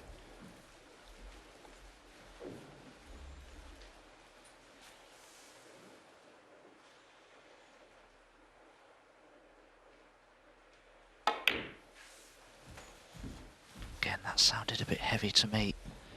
Now, can Mark Selby leave himself an angle on the green to bring the brown into play here? 41. His whole frame could hinge on that one shot.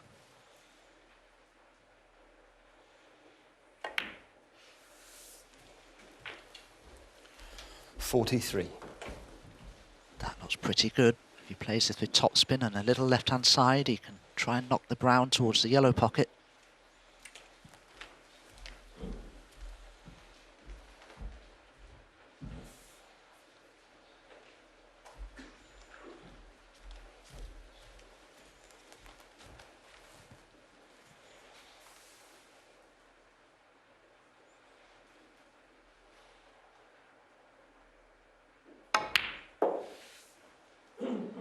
Missed the cannon. 46. Well, here we are again. Third frame of the match. Third frame that's come down to the colours. Murphy won the first on the pink, second on the blue. Always looked to be about this brown once he dealt with the reds.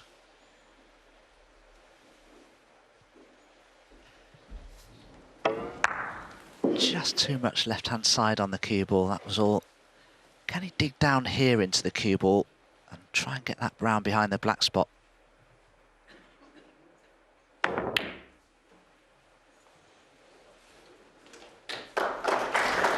Wow, this is a superb shot from Mark Selby. If that brown can just run an extra inch, I don't think it has. It's not quite a snooker.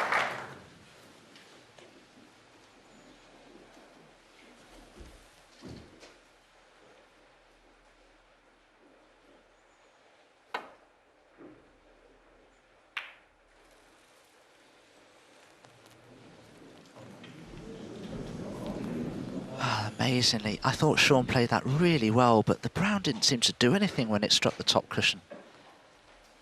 Pace just seemed to come straight out of it. You heard the murmuring of the crowd. Selby needing the four colours to get on the scoreboard. And to get onto the blue, he may have to risk the in-off.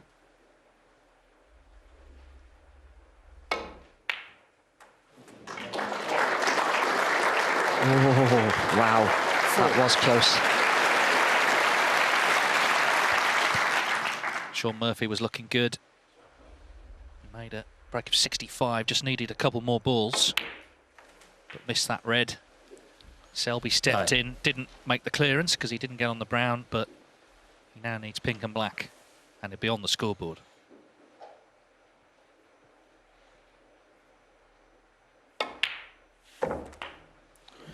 $15. Could have been 3-0.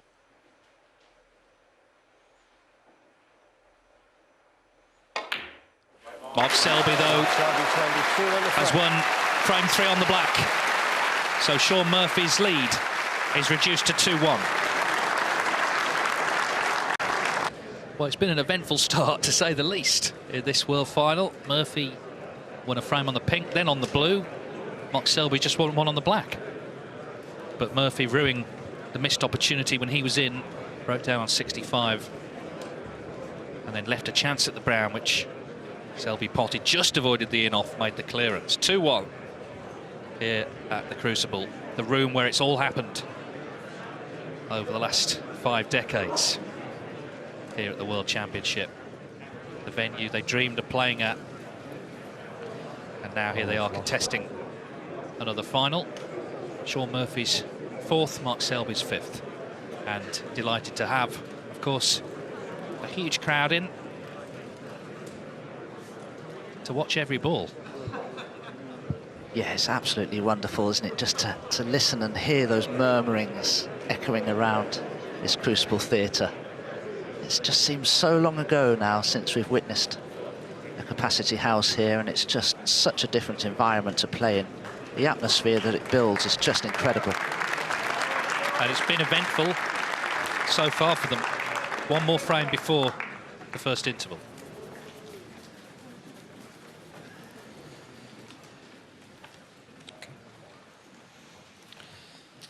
The 4th frame, Mark Selby to break. So Mark Selby knows he could have been 3-0 down, but snatched that frame on the black. It's 2-1.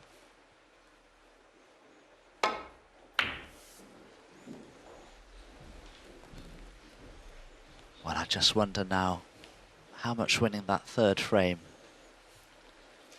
will have meant to Mark Selby in terms of settling him down.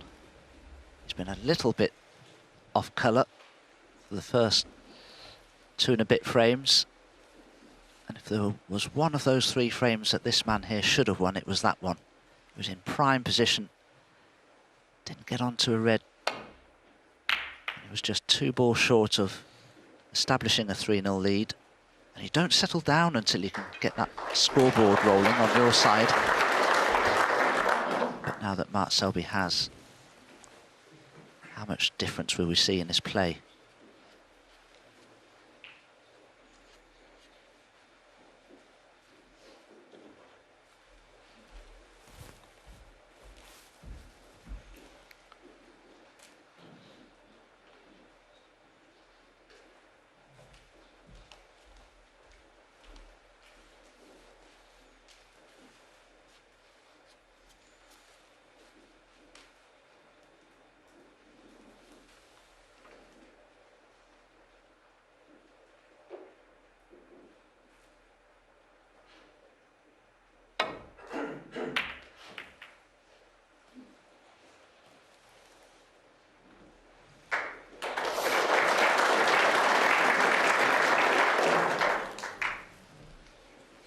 That is a good shot from Mark Selby, but when the reds are spread like they are, there's bound to be a pot on somewhere. And Shaun Murphy here has a choice of 3.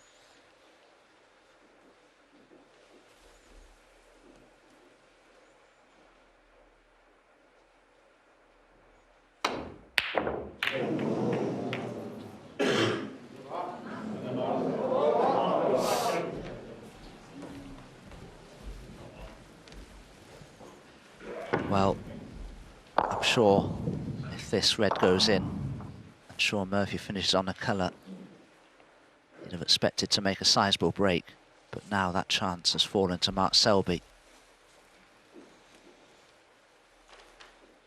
Just needs one good positional shot to a colour, and it's difficult to see him missing.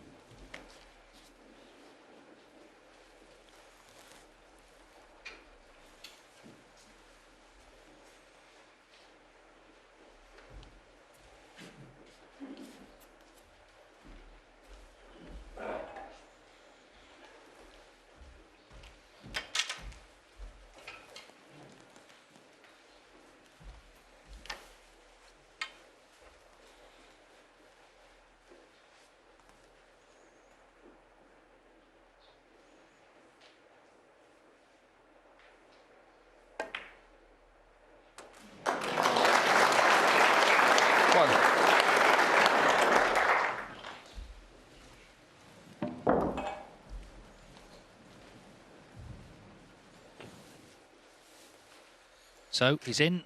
He's also won a frame.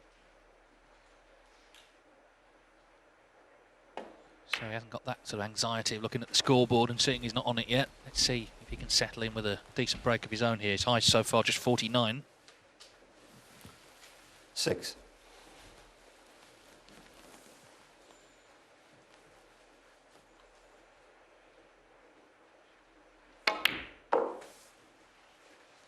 Seven.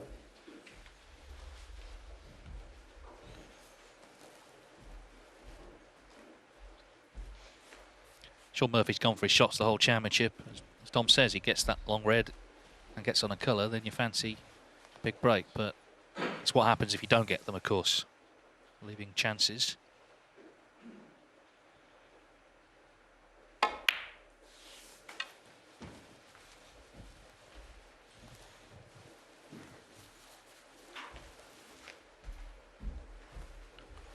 Nine.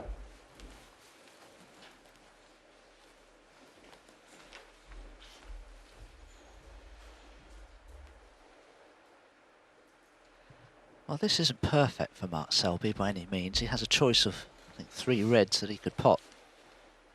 He may not be able to get perfectly on any colour here, but with all these reds as possible options available to Mark, shouldn't really ultimately cause him any real problem. 10.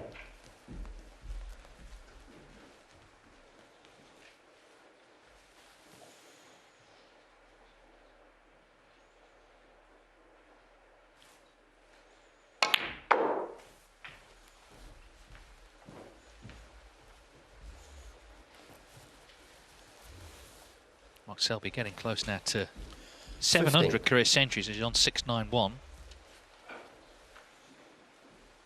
There's only 5 players ahead of him on that list.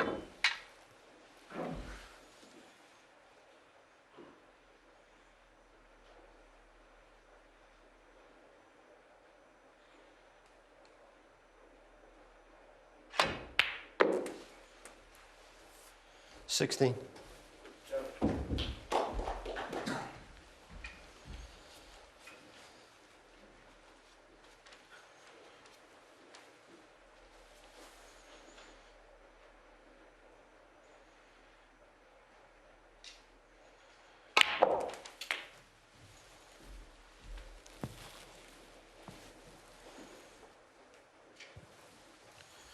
$23.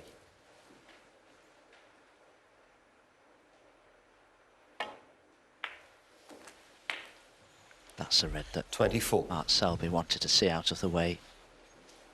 It now means the pink will pot into that same left corner now. That trophy in the background, just to remind everybody of the importance of the occasion.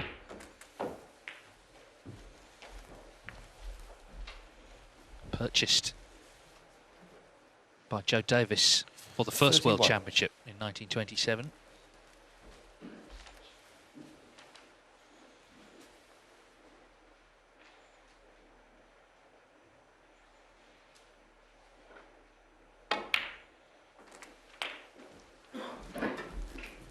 $32.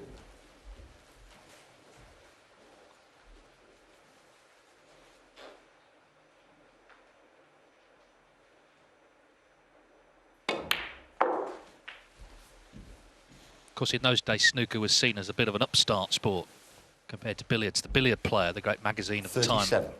gave that first World Championship 4 paragraphs. That's all he thought it was worth.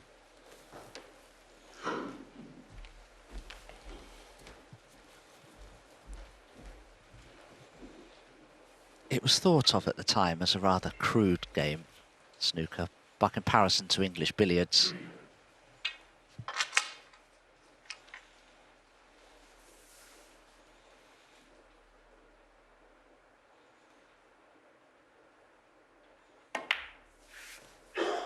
Well, of course, what made it was 38. television, colour television, and the great battles that we've seen in tournaments all around the world, but particularly here in Sheffield. Battle's been joined here by Selby.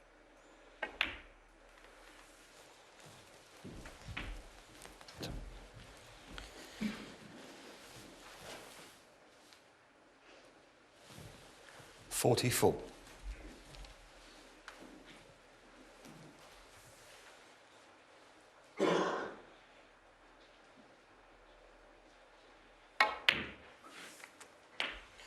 $45.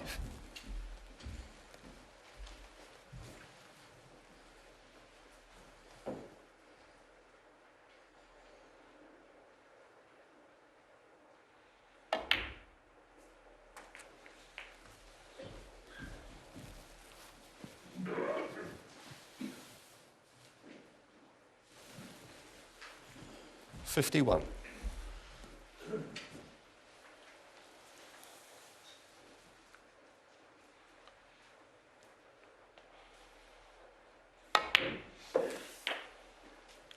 $52. Rather a lot of heavy-sounding contacts that denote a kick to me. I don't know why. I don't think either of these players are using the old brand of chalk. Few marbly contacts. Yeah, sometimes I think conditions are affected definitely by just what sort of day it is, what the weather's like. 58. But Selby has weathered an early storm here, hasn't he? It was looking like 3-0. Now it's looking like 2-2. 59. Yes, winning that last frame. This was the mistake from Shaun Murphy that allowed Mark Selby in for this opportunity. And having won that first frame, he's a different player now. 65.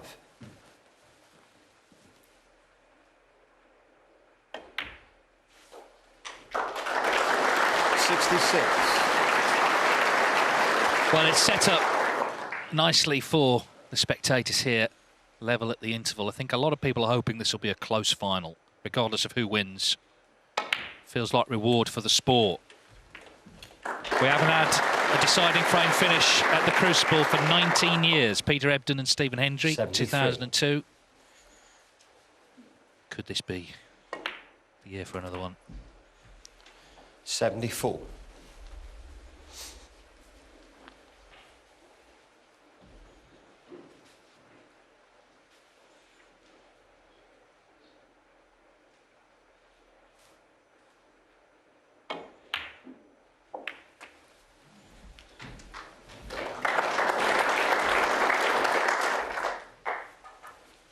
$81.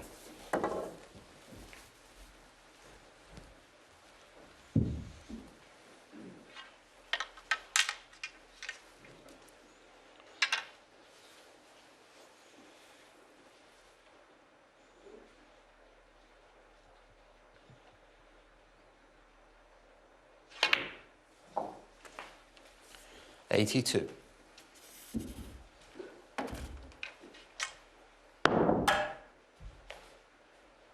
Well, it was that red, wasn't it, in the last frame, when he was just a couple of balls from securing a 3-0 lead that's turned this mini session.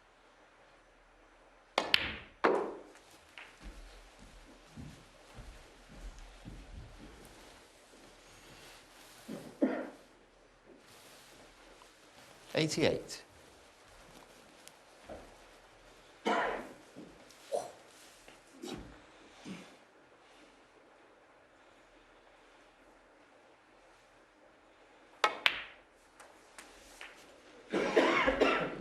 $89. May have an angle on the black here, Mark, to bring the tricky red into play. Oh dear. Foul. Well, no century, but he'll be happy enough with that 89 break. He looked like he was going 3-0 down, but Mark Selby has battled back, as he so often does. And so they head to the interval, all square, at 2 frames each. Yes, indeed, the Murphy procession has been halted. 10 unanswered frames, 8 to beat Wilson, 2 to start this final, but Selby draws level. Ronnie O'Sullivan and Jimmy White are here for the mid-session when we return on Eurosport.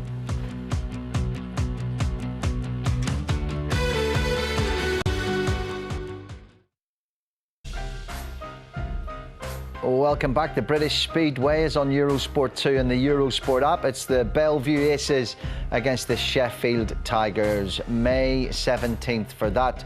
Here at the Crucible in Sheffield, we're only round the first bend of the 2021 World Snooker Final, and it's a dead heat. Murphy with the first two frames. Mark Selby hit back in what has been an intriguing start, Jimmy White. Yeah, both players seem to be in stroke. Shaun Murphy won the first two frames were a little bit scrappy, which is normally Mark Selby that bosses them frames, and then Mark Selby's come back with a great break in frame 3, and in the last frame nearly made a century. So they both look as though they're settled, and it looks like it's going to be a great match. Yeah, let's look at frame 1. Ronnie, Selby broke down in 49, and like the first 3 frames, it came down to the colours. Yeah, very surprising mistake here, and it's not, you know, still had to put a brilliant blue, but you'd expect him to weld that blue to the side cushion and not leave Murphy any sort of shot, really. So it was a tempter in many ways. Tendencies to hit this thick sometimes, but he's cued it. You have to cue these absolutely perfect, so there's no margin for error. Fantastic pot, you know. First frame very important, you know. You want to get it on the board, and this pink, you know, he's not slammed it in, he's just stroked it in. You know, this is a guy that's confident of his cueing, playing it at that pace, you know. So very good signs early on there for Shaun. And he showed exactly the same signs in frame 2, that belief. Yeah, he looks very, you know, very confident, very settled. And I like the pace he's playing at. You know, this is a green from Mark Selby, which, unlike him, he doesn't get position on the brown. He's absolutely got no shot. He's in the worst position you can play. And then Shaun Murphy, we're not sure if he played it, but Ronnie said it was a bit of value, so maybe he did. And this blue was the same shot that he'd done to finish off the match with Kyren Wilson. So he's always very confident he's going to pot this, plays to kill the white. He only needs the blue, strikes it in perfectly, you know, 2-0 up. And then we look, don't we, it's just like a full book, and every frame's just a small chapter, and he's on frame ball to go 3-0 up in the final, and this was the first line that Shaun fluffed. Yeah, absolutely, you know, but, you know, you have to, like, look at it, you know, this is a 35-frame match, you know, and there's going to be, like, frames you win that you don't expect to win. There's going to be frames you lose, you know, and you just got to kind of accept it as part of the package and, you know, just not get too down in yourself. But this was a good safety shot by Selby, you know. He's not left him... There's nothing he can really do other than what he's done. You could try and hit it a bit thinner, get the white up bolt, but it's a very risky shot. It's not an easy pot, considering you're 2-0 down, and, you know, this is a steal of a frame. So, you know, yeah, it was good stuff. Yeah, frame 4 then, the only clear-cut frame of the 4 that we had, really. Yeah, the balls were opened pretty early in the frame. You know, I'm not... You know, does this red go in if Shaun Murphy is 3-0 up? I think it does, but, you know, that's another story. And I like the way that Mark Selby plays this first red to clear the black. You know, there was an argument to play the other red. And once the balls are like that, and, you know, all of a sudden now he's back in the match. He's always going to be in the match, but, I mean, from 3-0 down, he was a bit more tentative. But goes on to make a 9-2 break, goes in off, nearly made a century. If it was the early rounds of a boxing match, Ronnie, we'd be really excited about what's coming up the next rounds, wouldn't we? Because they've just been jabbing at each other, and both just, I don't know, just been nice, 4 really good frames. Yeah, because it's easy to come out first round and final. Both had very, you know, 3-day semi-finals to feel a bit of a lag. But I think they're both really, like, Selby's obviously hungry to win because the desire of winning is important to him. Shaun just enjoys playing. He's enjoying playing well again, and he's soaking up. You know, he loves the occasion, you know, so for him, he's going to be lapping as much up of it as he can, you know. Yeah, Ronnie mentions the occasion. It is an emotional afternoon at the Crucible. We've got our first full house, and every fan in there is getting their value for money. Nothing to separate Shaun and Mark in these opening exchanges, but a lot to savour. Hello, welcome back. This is your home of snooker, but across the summer there are plenty more rooms in the Eurosport house. Concentrating on one event at a time, we're watching the World Snooker Final. Mark Selby, Shaun Murphy, both coached by Chris Henry. That's a bit awkward, the mid-session. Does he just have a little room he hides in?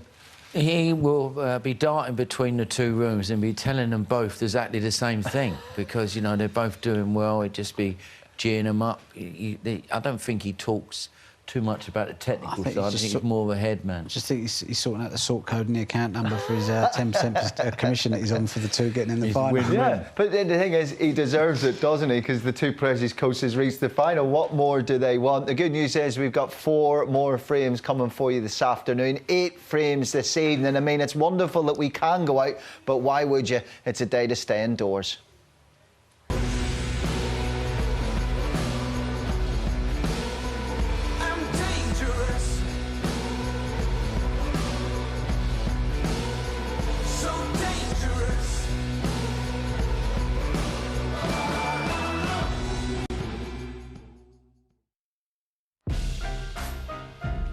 Hello again. Here's the stats from the first 4 frames of the 2021 World Snooker Championship. Very early doors to pay much attention to them. To be honest, they don't really read much into what's going on. And Ronnie, is it just about approaching each 4 frames separately, like you say? Break it down. Don't think too far ahead. Don't think too far back. Yeah, and in some ways, it's still like it's one-on-one, so you can think about that, but you still dictate sometimes by how your opponent plays and stuff like that. So you've got to respond and react to the situation sometimes. But yeah, you try to get in that mindset. But you look at Selby's pot success, 94%, seems to have stayed there for the whole tournament. So, you know, Shaun's going to have to keep a high level all the way through the final by the looks of that, you know. Yeah, he came out meaning business, didn't he, Jimmy? Yeah. Shaun, that, you know, it was almost like how he played the last frames against Karen Wilson. Yeah, I think he's got, you know, he's always had sort of good body language, you know, but this blue that Ronnie said earlier on, you know, you have got to cue that nicely. You know, it looks like it's a nice shot, but you go through the cue ball, and this pink is a missable pink, but because of the blue went in so sweet, and he just, like, had faith in his cue action and just played the potting angle, and it was a nice way to win the first game, and he sort of had a look at Selby and say, yeah, I ain't going nowhere. Yeah, how dare they not give us a century yet? We've been absolutely spoilt, haven't we, breaking the record so far? But that 89 from Selby, it was only crisp, clean frame we had of the 4, so he'll have been bouncing back in that dressing room, wouldn't he?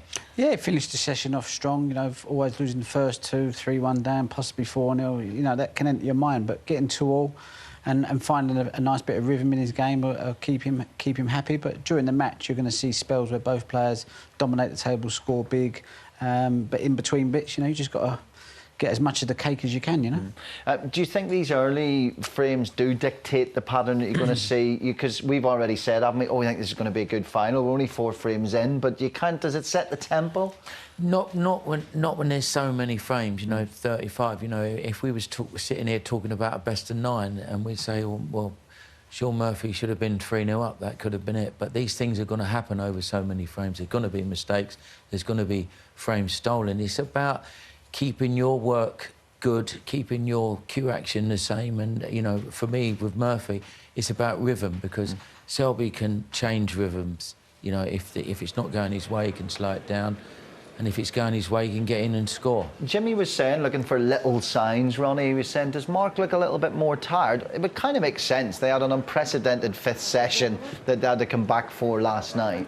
No, I don't think tiredness to play a part. I think the only time these two feel tired is when they get home and, you know, mental fatigue will kick in, and that's when you'll feel it, but not now. When you won last year, how tired were you after? No, I was great. I felt fresh as a daisy, but it did take me 10 days to kind of feel back to normal after the tournament. It kind of hits you at the end. At the end? Not during, yeah. The adrenaline dips. There's a trophy to win, you know, so you kind of forget about all that. Adrenaline, yeah, you're right, adrenaline kicks in and takes over. As it is in the commentary box, full of the adrenaline. Dominic Dale and Dave Hendon. Always one. So 2-2. Thank you, set up nicely 5. for the second Shaun half Murphy of the to first break. session. Murphy made the early running. Selby's pegged him back. It's jostling for position. There will be someone in front, though, after day 1. They play 17 frames today, 8 this afternoon, 9 tonight. So it's going to be someone going to bed tonight in front in the World Final. I know it's your first time commentating on the final, Dominic. It's been a very eventful start, to say the least. It really has. Shaun Murphy may feel that he's missed a bit of a trick not taking that 3-0 lead. He'd have been guaranteed to be at least 3-1 at the mid-session interval, and I wonder now if Mark Selby would have enjoyed the interval far more than Shaun Murphy will have done. But very interesting that Chris Henry, who's well known to all the professional players. A very good player himself, a former professional. But he's a bit of an expert on the mental side of sports, not just snooker. He does a lot on the golf tour as well. If he's done his job well, he should be set up for a 17-all final frame showdown, surely. Well, I think we'd all enjoy that. This is the pot success so far. As Ronnie said in the studio, Selby hasn't really shifted from around that spot for the whole tournament. Took his chance well when Murphy missed the long red in frame 4. Selby made 89. But long potting for both, just 1 out of 4 so far. Oh, that was a beauty though. 1.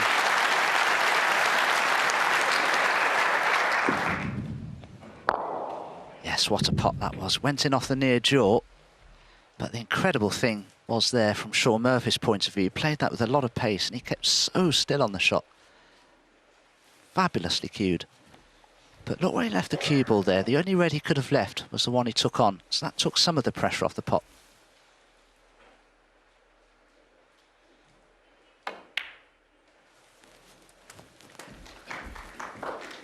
And the way he's played that tells me his next intention will be to pot the red to left corner and cannon the red away from the black. So we have another look. That cue ball leaving the bed of the table quite a few times on its path to the red. Big shot coming up this for Shaun.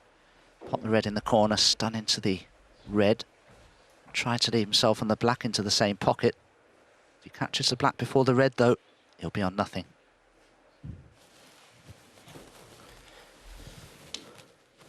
Okay. 7.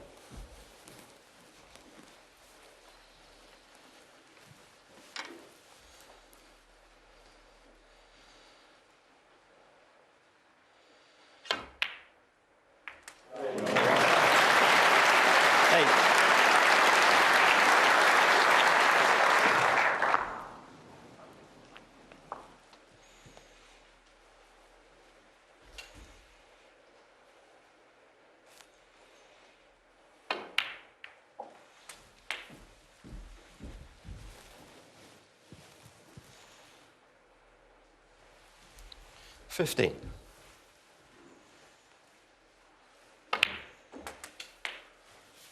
16.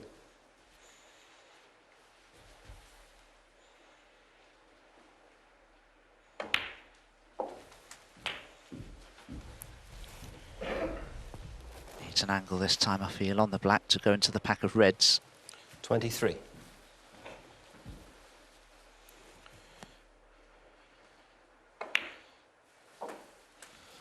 24. Needs to be careful not to get too much action on the cue ball here, otherwise it could finish in no man's land.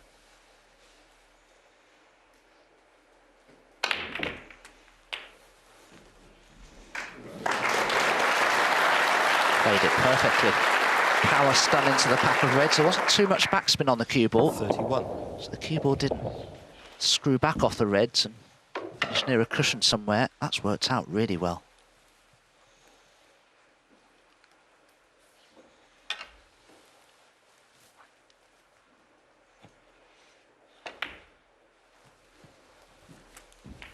$32. It's interesting, when he won the title 16 years ago, it was a special year because it was the last year of sponsorship by Embassy, and there was a big parade of the former champions before the final session with him and Matthew Stevens.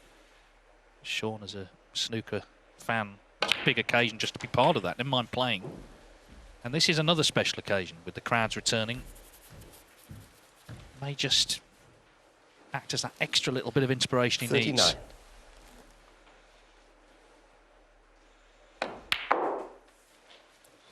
$40.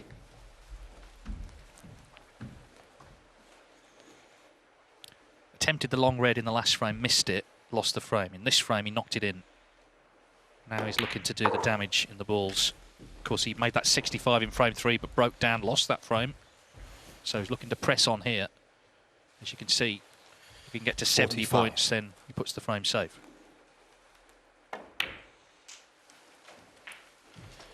$46.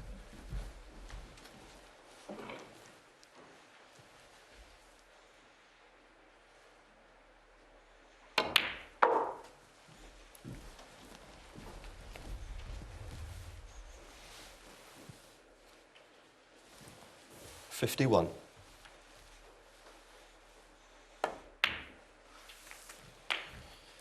$52.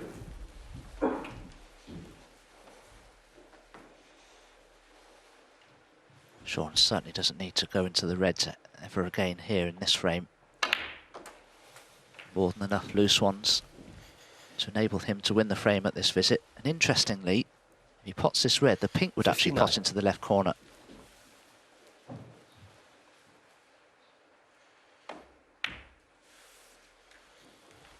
$60.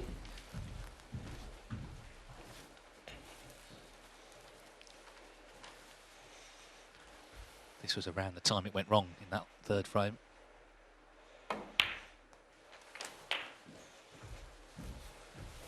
But he's been very purposeful, I think, in this break. He's been quick, he's been instinctive. 67. He needs one more red here. Should be 3-2 up. Yes, I feel that Shaun may well play for the pink now into the opposite corner. 68. That's the thing with Selby, you've got to nail the frames. It's all very well potting what we call frame ball, but any sniff of a chance to play for snookers, he'll take it. So you've got to put the frame away. And even here, he'll be a bit concerned because there's 2 snookers required. 74. Selby will be out of that seat, I guarantee it.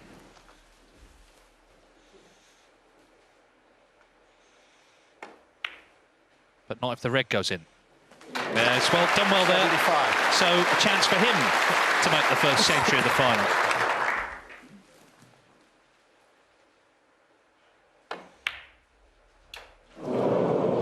Well, the black stays Shaun out, Murphy, so 75, 75, but too far back in for Selby to play on. Murphy back in front. A swift frame, he leads 3-2. A quick kill from Shaun Murphy in that 5th frame, just 8 minutes, a 75 break. He leads 3-2. 3 more frames to play this afternoon. Thank you. Frame 6. Mark Selby to break.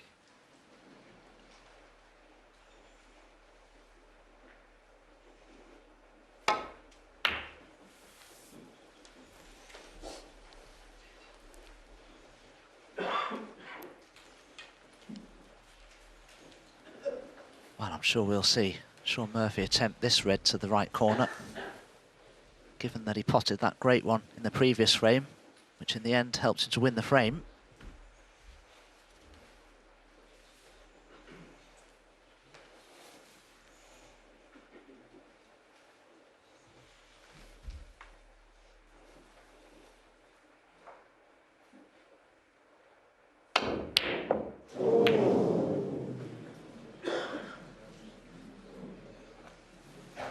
Double kiss. How costly will that have been? Can Mark Selby get through to the red just above the black? I'm not sure he can. Is there anything else on?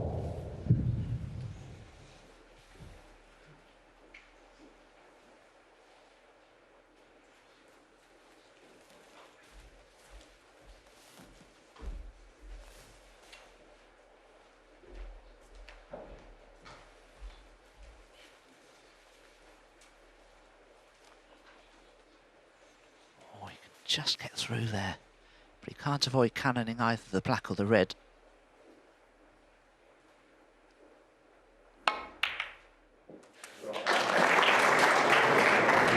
Well, this could be unfortunate if he's not on either black or pink. Did very well to give him the chance to be on one of them.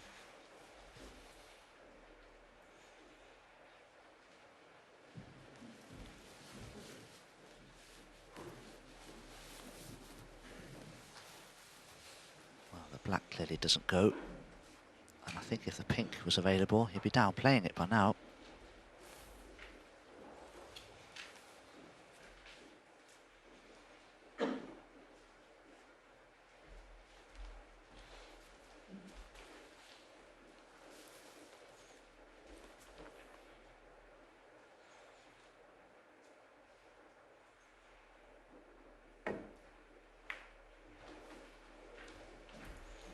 Mark Selby 1.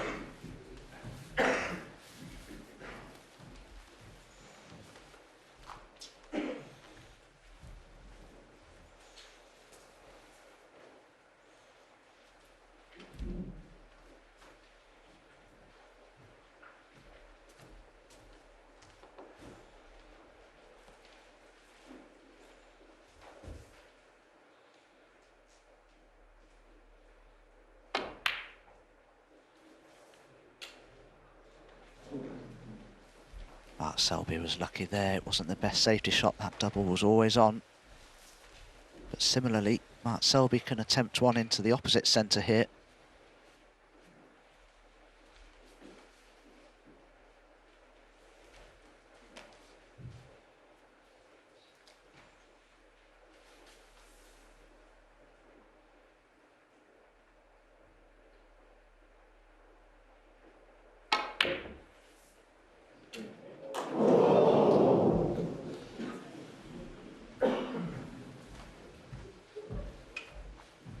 The audience weren't sure, were they? Right until the end when it stayed out. It's great though, isn't it, Dave, to hear these oohs and ahs. It's fantastic because the Crucible over the years, it's become a sort of festival of snooker, not just the tournament, but everything around it.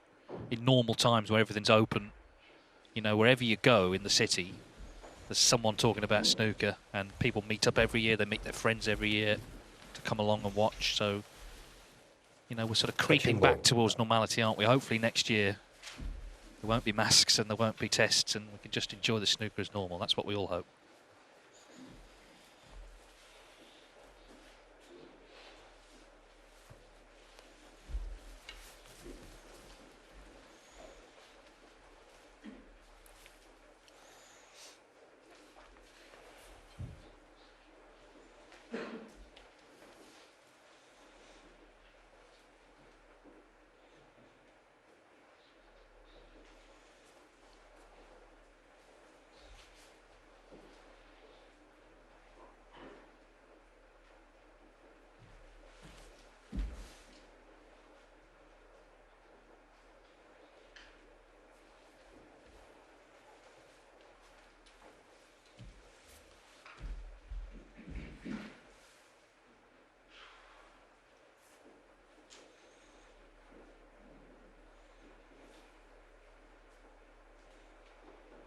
These are the kinds of situations whereby Mark Selby can become a little laboured at times.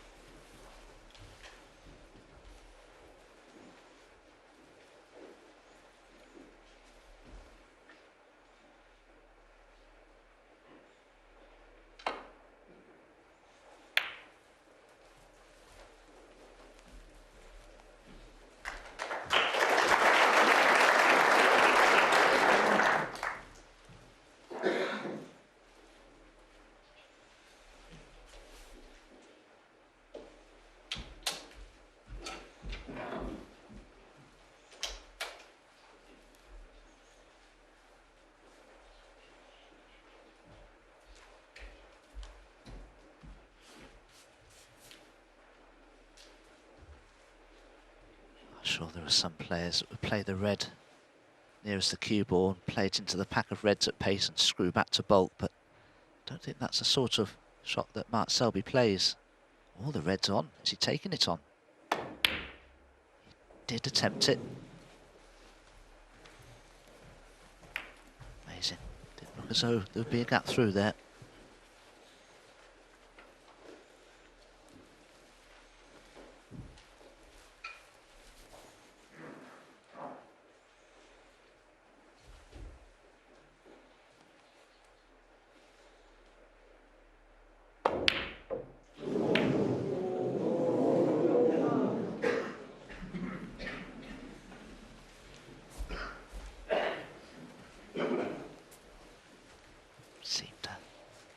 Nervous ball strike this from Shaun Murphy. Wasn't struck very sweetly by any means, and there's a chance here for Mark Selby to get this cube in behind the yellow. He'll be disappointed.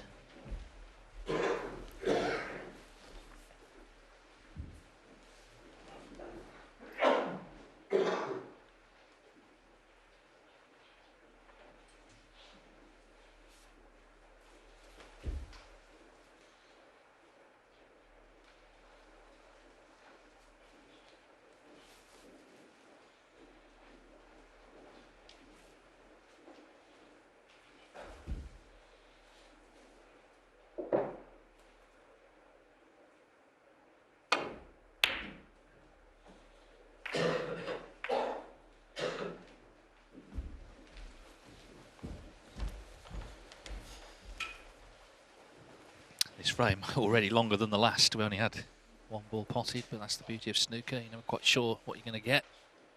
Ultimately, you need 18 in this final to be champion.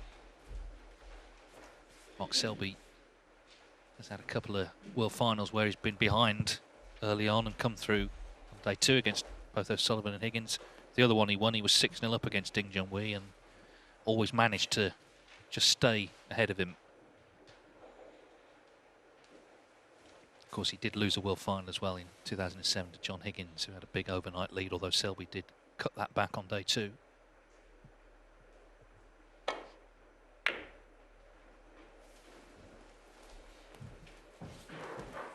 It's been a long road to this, hasn't it? You know, we started at the qualifiers at the start of April, 10 hard days. And then we came here 2 weeks ago. All sorts of theories people had about who was going to win, how it's going to play out. Not that many people, it's got to be said, tipped Shaun Murphy. But here he is, leading the final.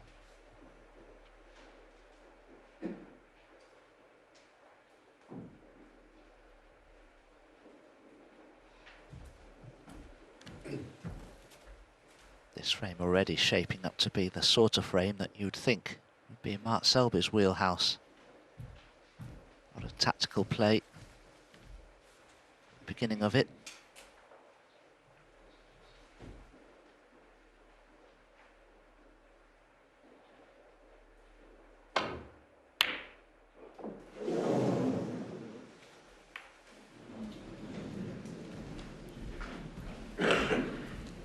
That is a mistake from Shaun. He took it on because he knew he'd be on the yellow. But if Mark Selby wants to play for the yellow, he'll have to pop this red with a little bit of pace. He'll need to screw the cue ball back at least 8 or 10 inches here to be on the yellow, which will make the pot a little more difficult.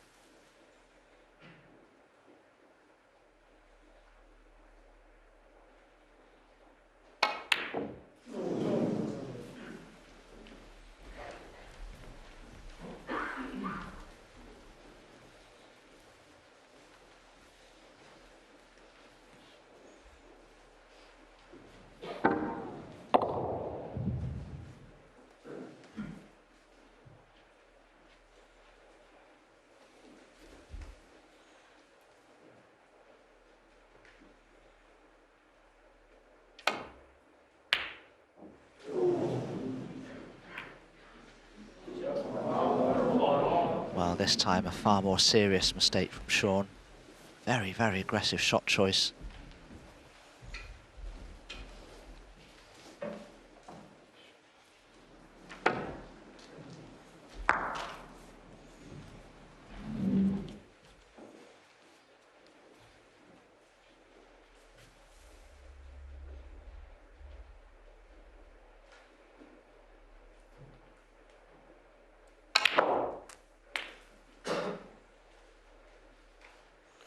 One.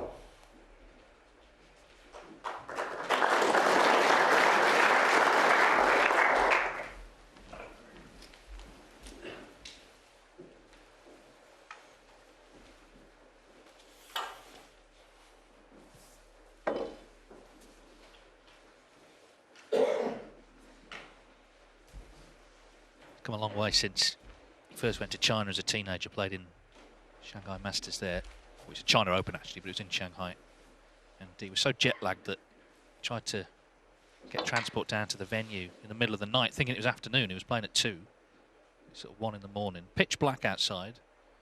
There he was in his full dress suit and his cue, trying to get a taxi. And someone had to say to him, Mark, it's the night.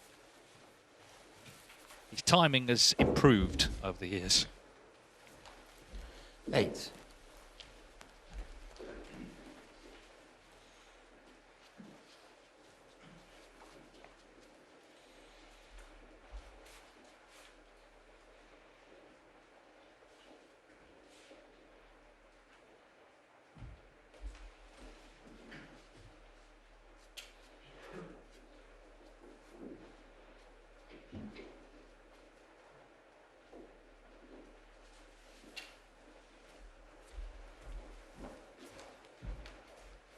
Mark Selby would like to be a little straighter on this red to the left centre so he could easily hold for the blue.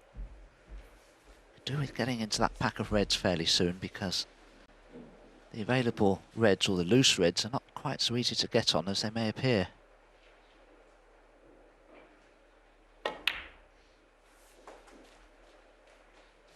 Nine.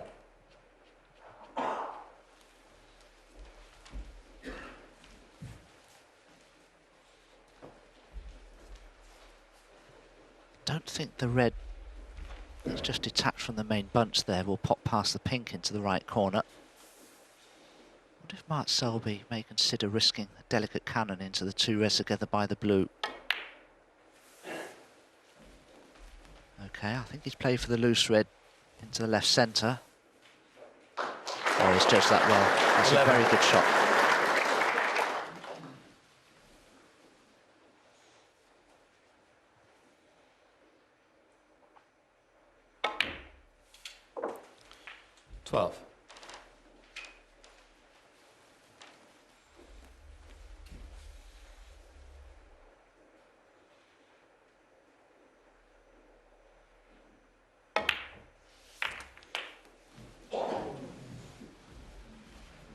He left himself so thin on the black there, playing it with a lot of top and right-hand side. He didn't play it with the pace I think he really needed to split the reds properly.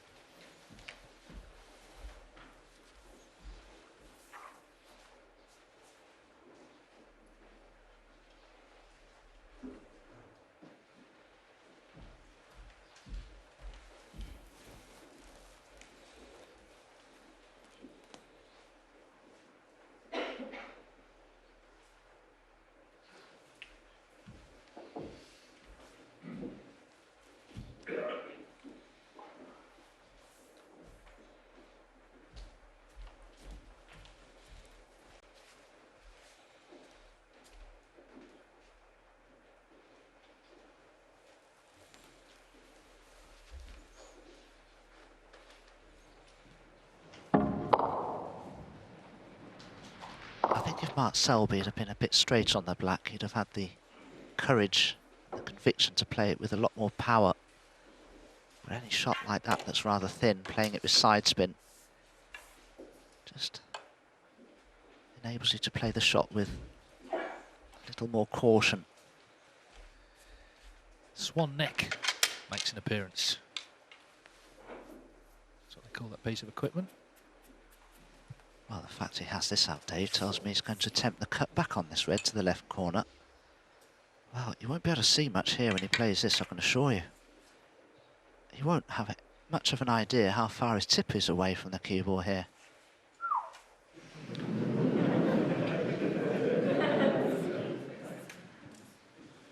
This is a little extravagant for Mark Selby, I have to say. Well, he seems to have thought better of it. Or maybe not.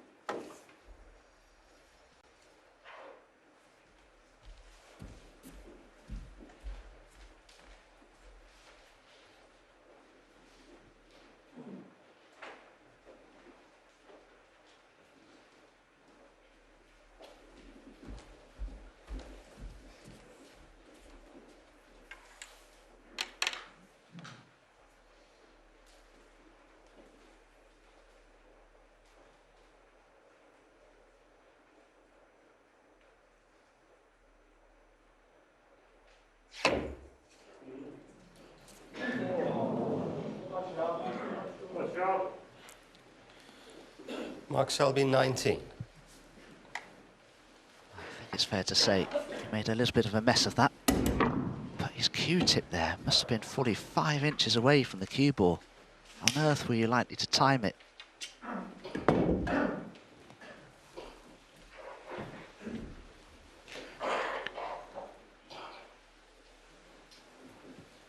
Well, he took close to 3 minutes on the shot, but played a positive shot. Just didn't play it as well as he would have liked, Mark Selby.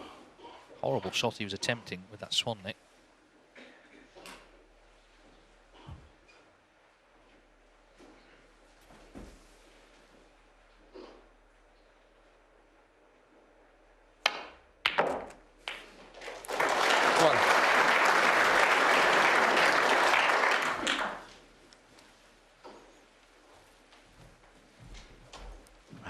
applause, but Shaun's left himself quite a bit to do here with the cue ball. He's a good 2.5 feet away from this black. He'll have to dig down into the cue ball here to try and create a cannon. Well, he's playing it plain ball.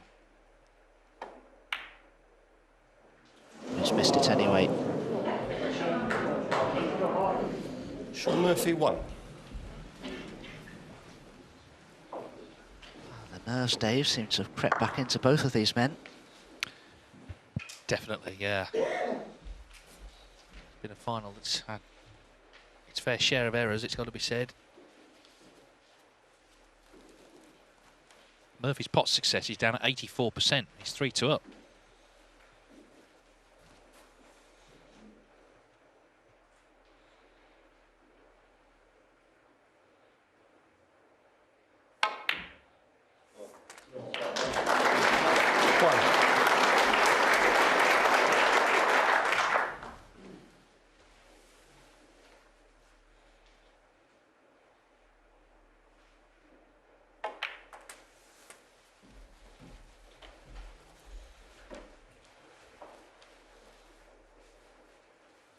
Eight.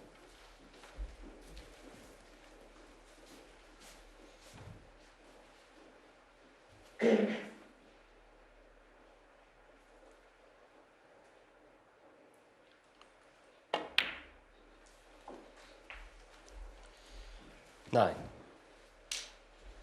The top red of that group of 6 pots into the left corner. Easy to get onto from the green.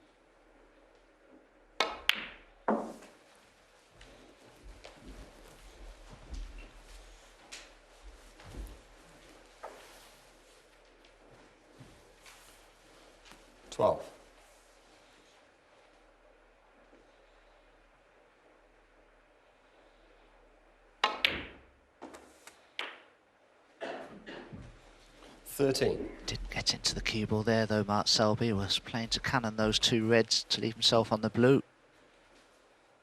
Wow, has he travelled past them enough to still be able to pot the blue?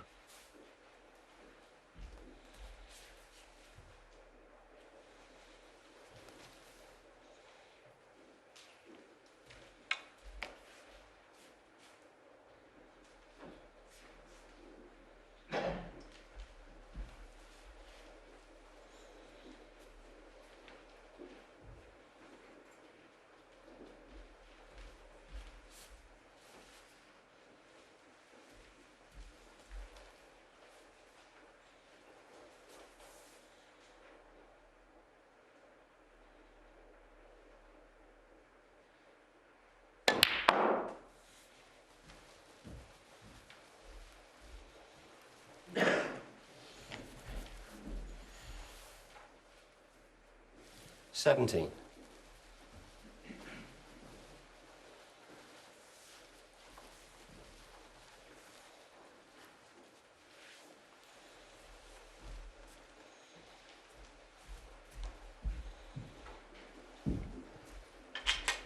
Mark will attempt the red into the yellow pocket here. He'll be keen to not leave a pot on the red next to it though. Want to try and take some of the pressure off this difficult pot.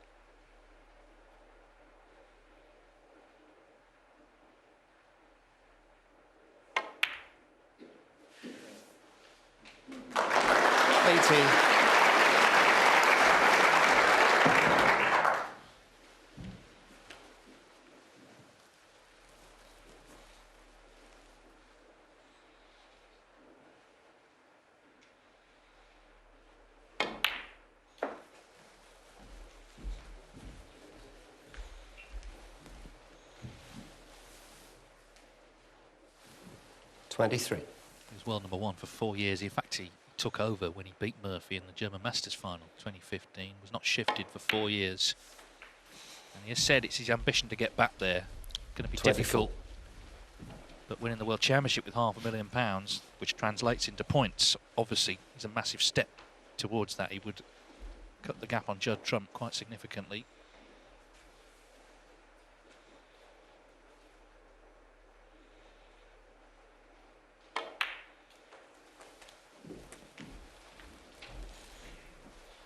But being world champion is the ultimate pinnacle in this sport. 31. Rankings are important, Triple Crown, all that stuff, but it's the World Championship. That's our one true major event. It's the one you're judged by. It's the one everyone wants 32. to win. Mark Selby's already won it 3 times.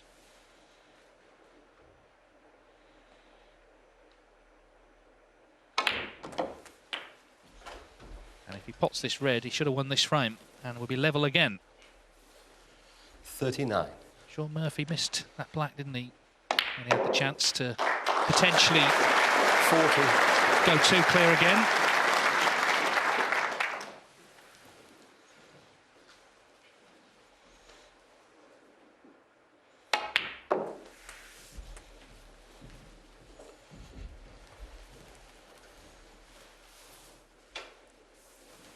$46.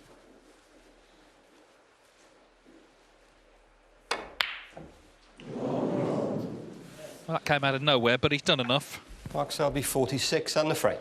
Shaun Murphy stays in his chair. There's 2 frames left to play this afternoon. We're level once again at 3-3. Frame. Shaun Murphy to break. It's 3-3 here in the World Championship final. Shaun Murphy has led 2-0 and 3-2. He's not yet got away from Mark Selby, though. Remember, they play a total of 17 frames on day 1, so someone will be in front coming back tomorrow. But it's going to be close going into this evening. Not the best break-off from Shaun. I expect Mark Selby to be close with this.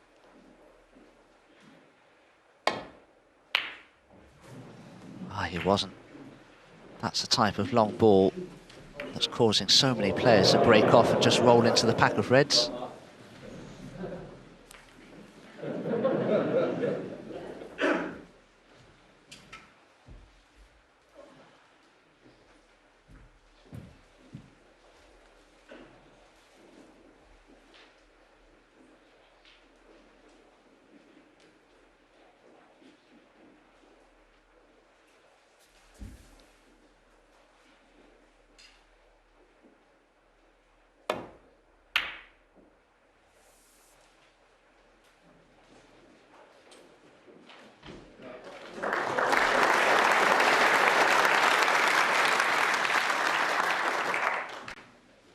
And I think for me, if Shaun Murphy is to win this title, that's a type of safety that he needs to start playing a lot more of. Try to take Mark Selby. You can see his name on the trophy there, can't you? 2016, 17 and 18, Dave. That's what it's all about, isn't it? Getting on there, getting that engraver to start putting the letters in. Too early for all that yet.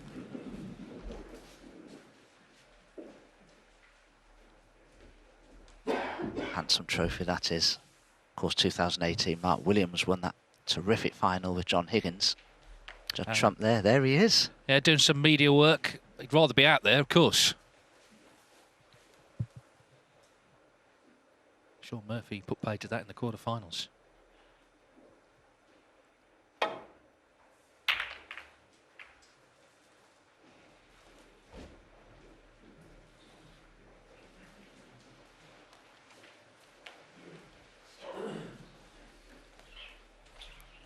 Weak safety shot there from Mark Selby. Possible options here for Shaun, but none of them easy, and there's risk attached to every one of them.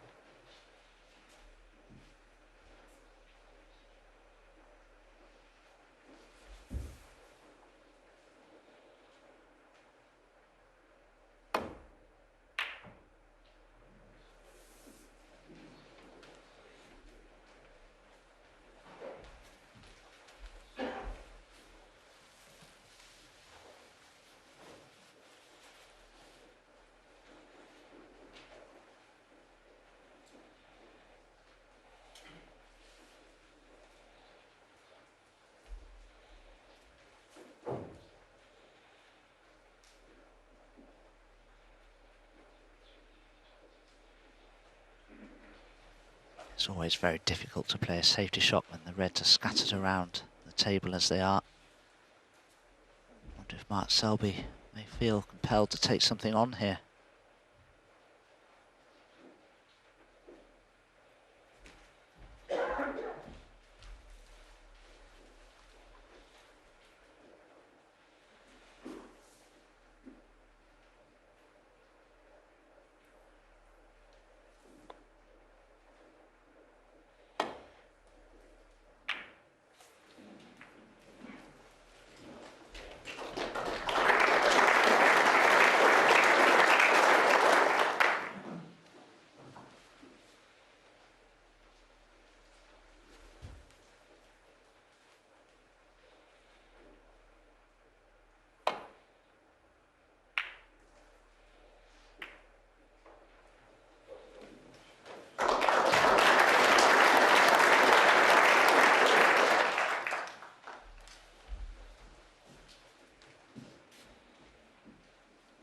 just sort of feels like it's turning into a Mark Selby type match, this. And this is a dangerous table, but it just feels at the moment he's got the slight edge in terms of the pace of play. It's always the danger, of course, that Murphy's just going to knock one in.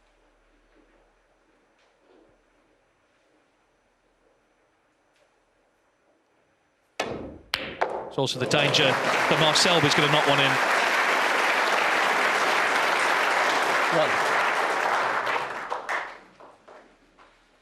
What a gap he found there with the cue ball. It was on, but if Mark Selby'd have missed that pot by more than an inch or so, he was almost bound to cannon into other balls. Just have a look at this again.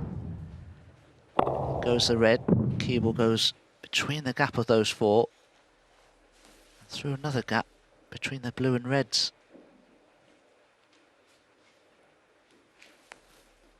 Dare he trickle up to the brown of the green here.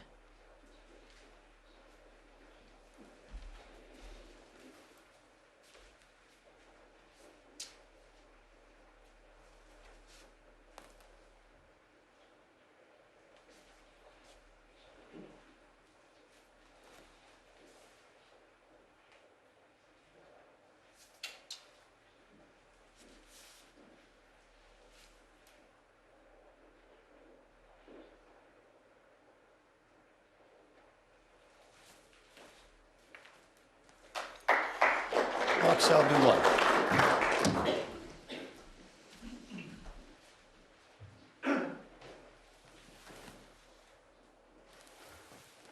Well, danger where all those reds are. Yeah, there's a very handy target, though, to the two reds nearest that left corner. As long as Shaun can find the gap between all the other reds. He's normally very good at these kind of shots, Shaun Murphy, but it's easy to make a mistake.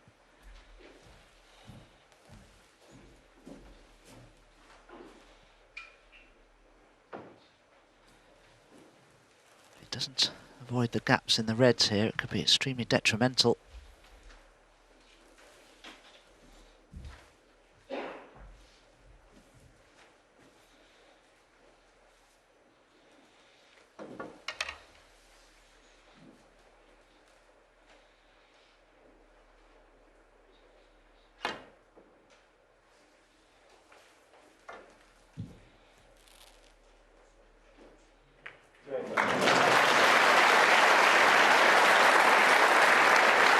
Well, first glance, you know, Dave, he may have left a red on here to the right of the black spot. Well, he looked very concerned as he left the table, and that's the potential opening for Selby. Yeah, it was dangerous, wasn't it? As you say, he had the chance to lay up to them, but he slightly misjudged it. With all those reds there, you're going to leave something.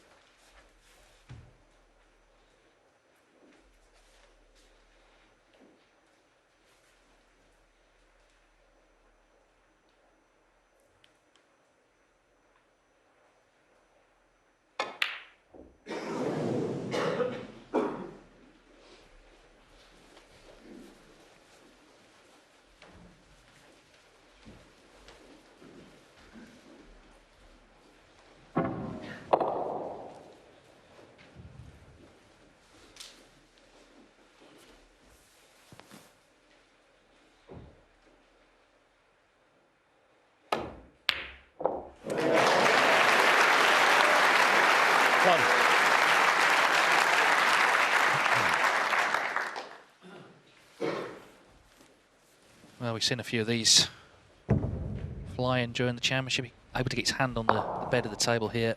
So Selby did have a half chance there, but Shaun Murphy's knocked one in.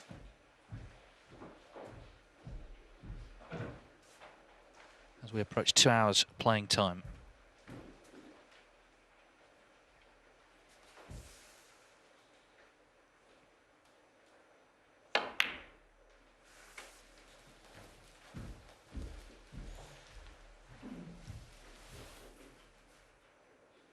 Three.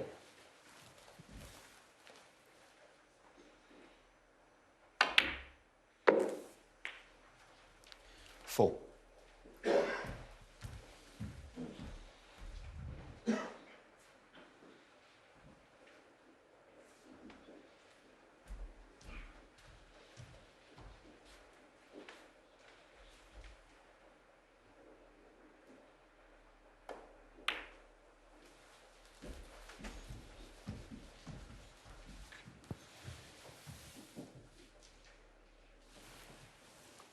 9.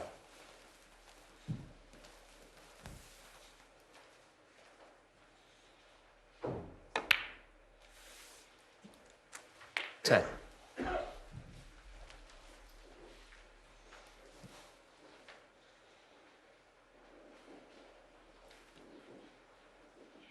Well, this really is a terrific opportunity now for Shaun Murphy to retake the lead again. Hasn't been behind yet in this match.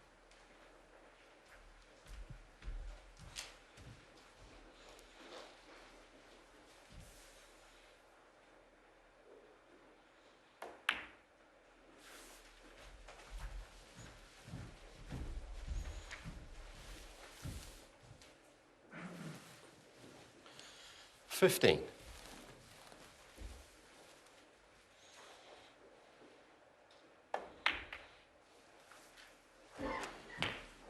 16. The thing is, he'd be prepared for playing Mark Selby. He's been playing him for 25 years, you know, from boyhood into the professional game. This is, of course, the biggest match they played in against each other.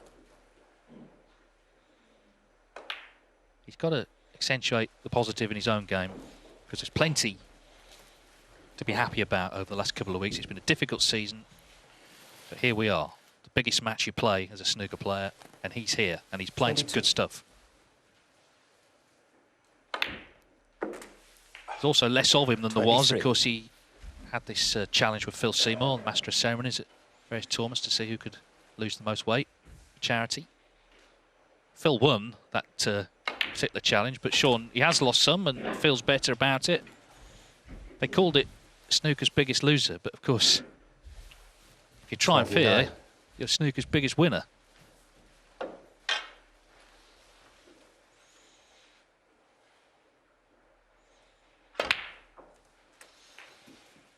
$30.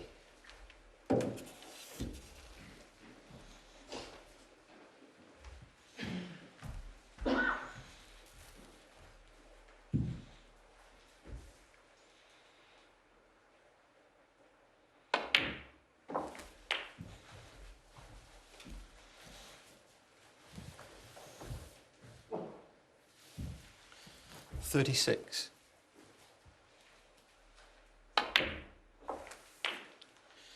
37.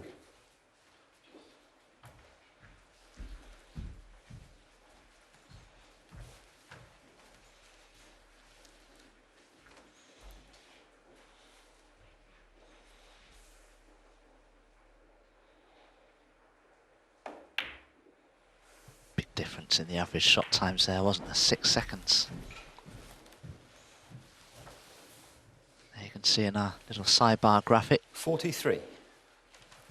Central figure of 62 denotes the target that Shaun Murphy is looking to achieve, which would mean that Mark Selby would require 44. a snooker or more.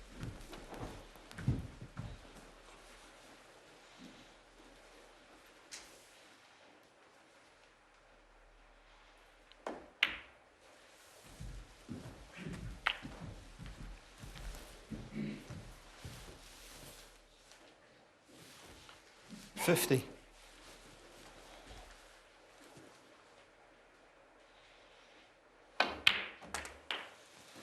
51. Shaun won't need to worry at all about the tricky reds on cushions.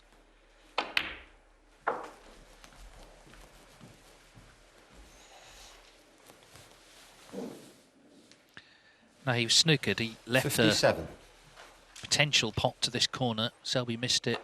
Shaun Murphy potted a good long one. And he's kept going nicely. 58. At this pink should be back in front. He's not trailed yet. Just glances at the scoreboard, just to double check.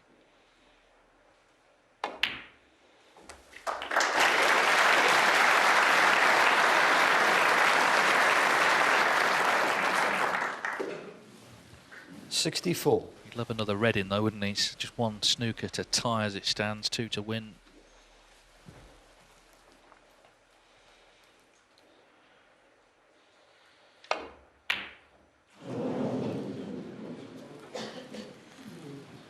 Shaun Murphy, 64.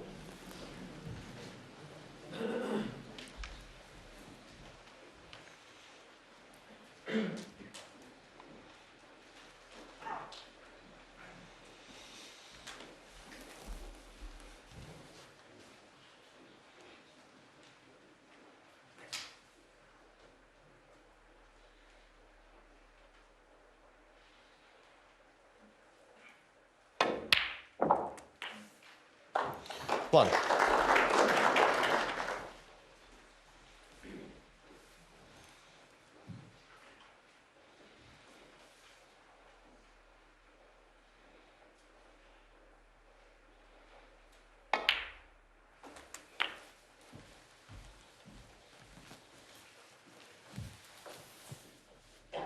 The fact that Mark Selby took 7. a pink there means that he now needs 2 snookers. As you can see, he's 56 behind now, with just 51 remaining. He played for the red closest to the pocket there, but has he just overrun the cue ball slightly?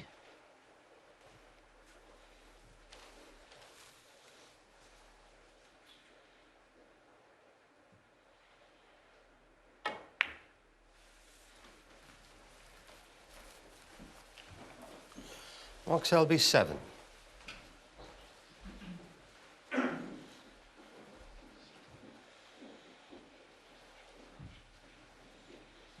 Murphy's still favourite for the frame, but he knows he's got to put it to bed. He sort of almost won the frame once, and now the battle starts to win it a second time. This could help.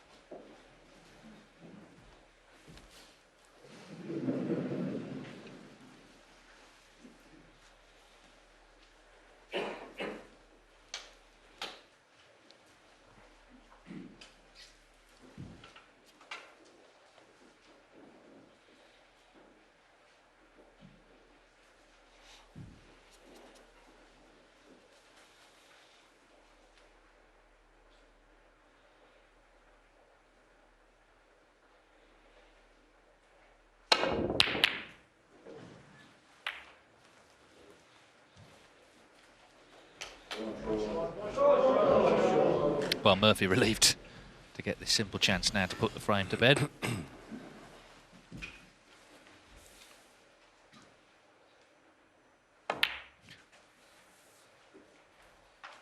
One. He stayed positive during the whole afternoon. He's playing his own game. And whatever happens in the last frame, he'd love to win it, obviously, but whatever happens, he's going to be close coming back this evening.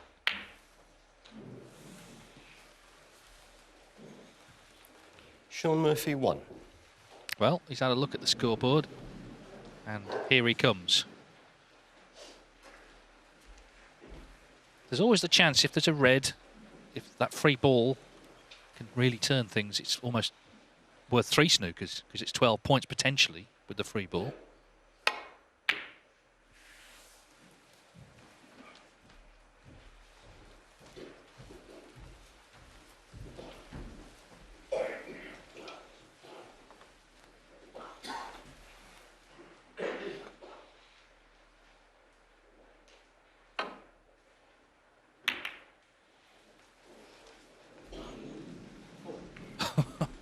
Brown was a little bit close to the pocket.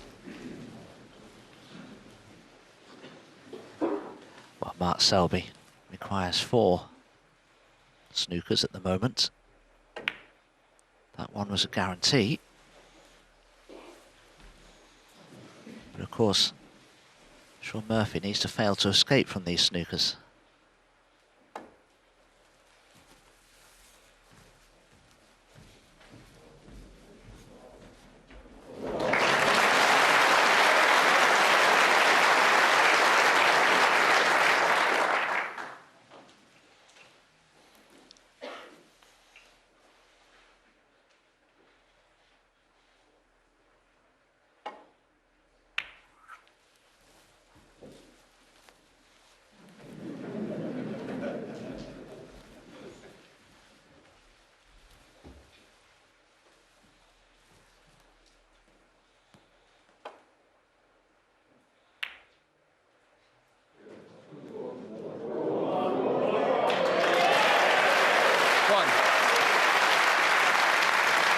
So that's the final nail in the coffin for this frame.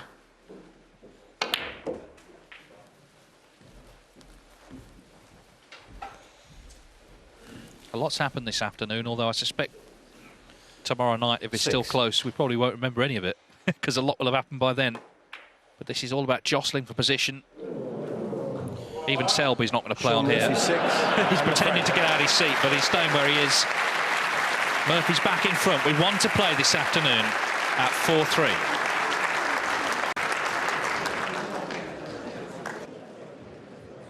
So we've got one more frame to bring you this afternoon.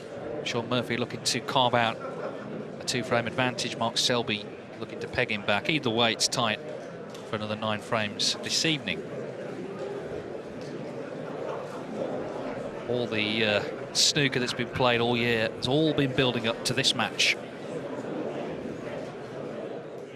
Shaun Murphy looking to join that small list of multiple world champions. Mark Selby looking to win number 4, and then, you know, he starts to threaten even the Stephen Hendry record, doesn't he? If he can keep winning them. But anyway, he's not won this one yet. This is the last frame of the afternoon. Final frame of this session, Mark Selby to break.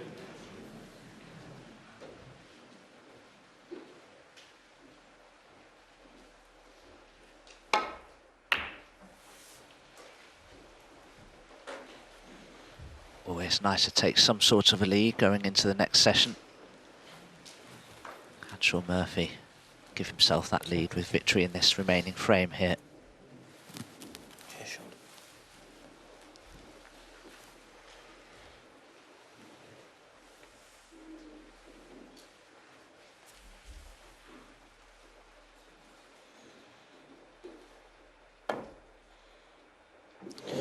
Foul and a miss. Will this be a free ball, I wonder? Mark Selby 4. It is, and the green's on. Free ball. Oh, that could be significant.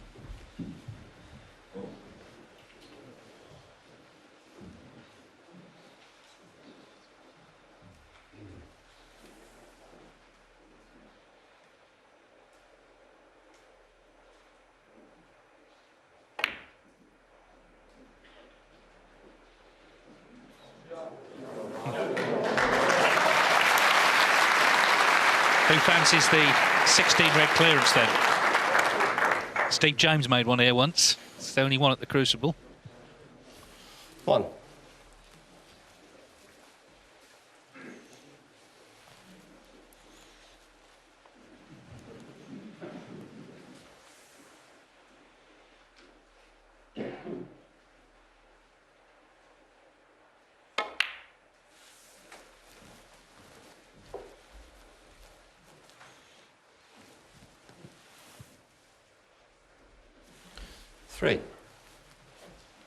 He's gone wrong already.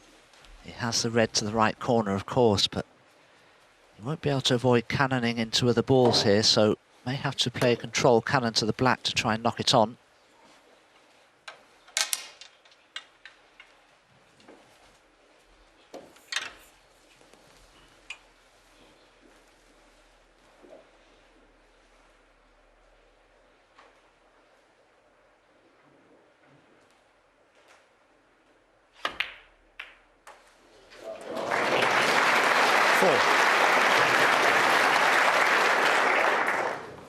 One of those strange situations where if Mark Selby made a 147 break here, it wouldn't be a maximum because it started with an extra red.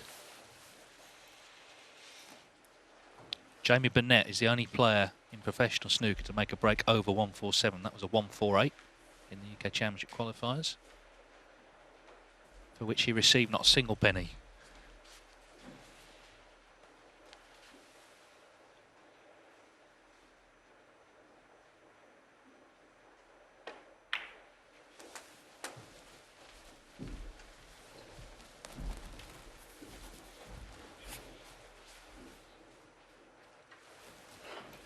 Eleven.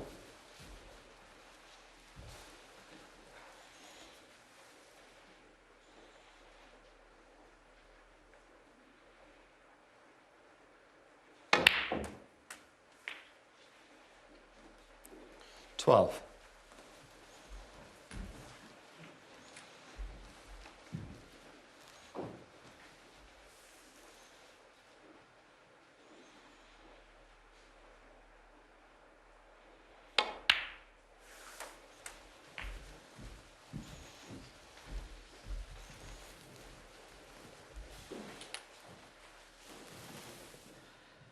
Now, where's this pink going to have to go? It needs to go behind its spot, but in a direct line with this top cushion. Well, in the end, it wasn't too difficult for referee Paul Collier. Sometimes they have to go right in the middle of a group of reds, but not on this occasion. 18.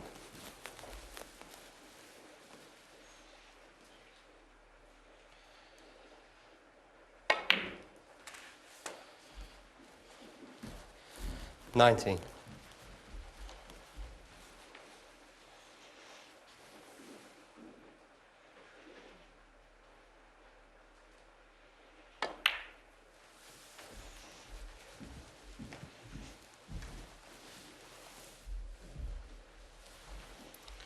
24.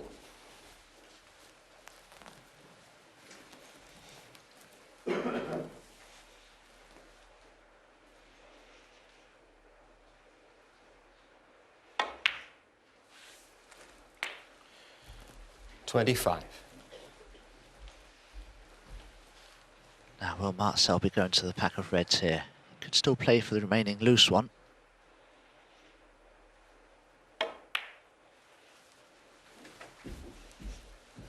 That's quite a nice shot he's played now. He has the option to screw off the bunch of reds, bring a few into play. 30.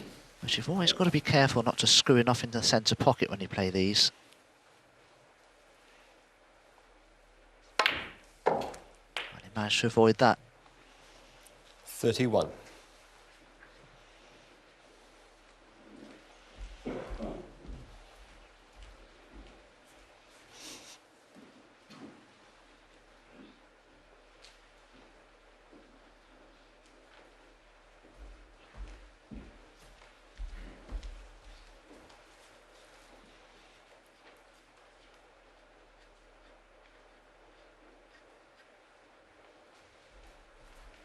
Just not ideal on this blue, Mark Selby.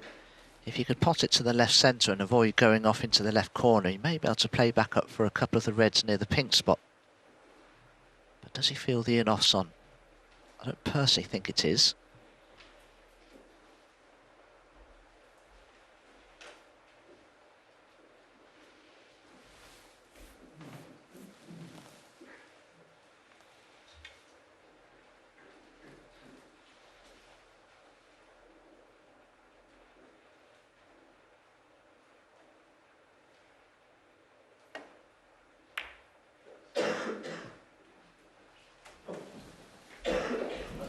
That cue ball certainly was heading towards the corner, wasn't it? So that's why Mark Selby, in the end, had to play it pocket weight. 36. He did a very good job of that. Remember, this started with a free ball. The only 16 red clearance here, I mentioned Steve James. Back in 1990, he made a 135. He's actually 60 today, Steve. Happy birthday to him. Happy birthday to Jimmy as well, of course. But can Mark Selby follow in his footsteps?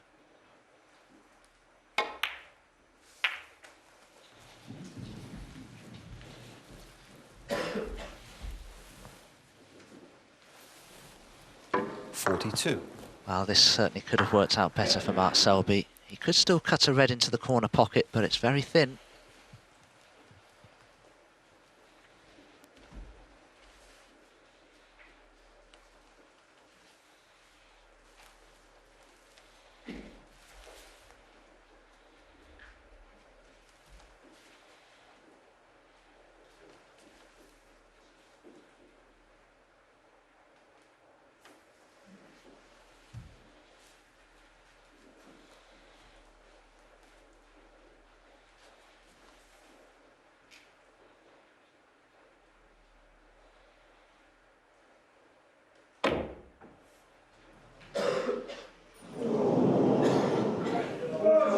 Well, Dave, I have to say, I thought that red was in.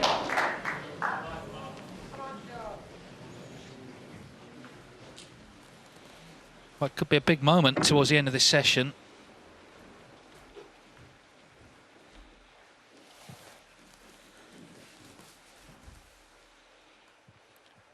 So Mark Selby breaks down 46-0 in front. This would be quite a big blow to land, I think, as it's the last frame of the afternoon, if Murphy could take the frame now. Absolutely, Dave. I think he's got a good angle on the pink here, Shaun. If he can somehow just screw into that red that's next to the black and develop it, everything will be on for him then. Is he straight enough on the pink to screw into the red by the black? He was. Well, that's opened everything up.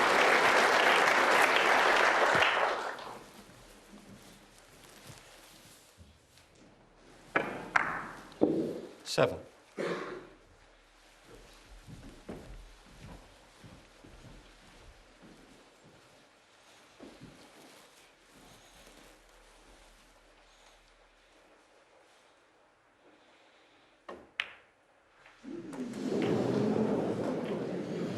Eight. Maybe it's because we haven't had them with us for a while. That was a bit of a eventful pot. We haven't had them with us for a while, but you really notice the crowd now getting involved, don't you?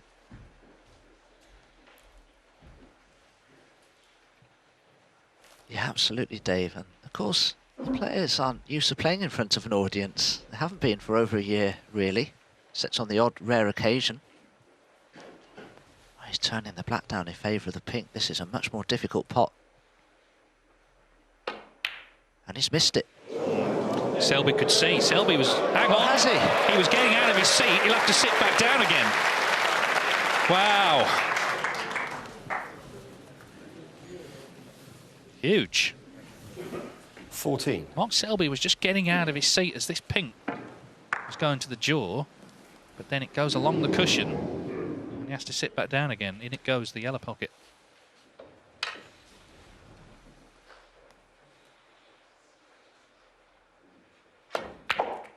Wow, a bit of magic there from the magician himself. 15. Yeah, but not a lot of laughter from the jester.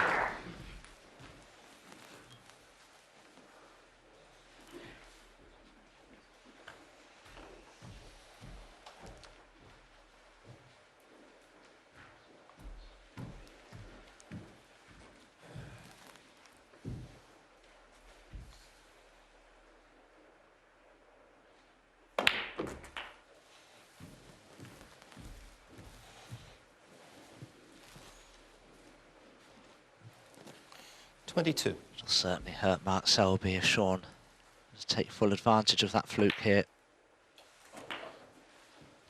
23. Just look at the position of the remaining 5 reds. Every reason to think that this man here, Shaun Murphy, can win the frame from this opportunity now.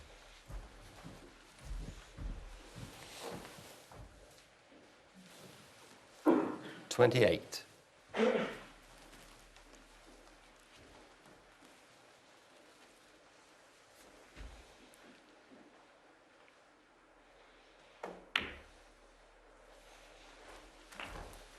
$29. Well, it was a dramatic start to the final. First 3 frames all went to the latter colours, and this is a dramatic end to it as well. Big fluke from Murphy has helped. Oh, he's just overscrewed that a little though. 36. That just makes the pot a little more tricky, and also the positional aspect of the shot.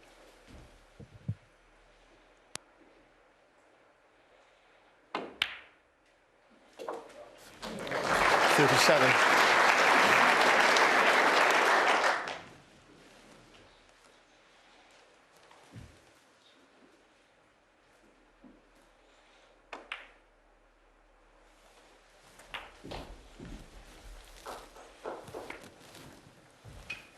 Now, in potting this red to the left corner, does it open up the other 2 to 44. the opposite corner? Or are they only available into the left centre?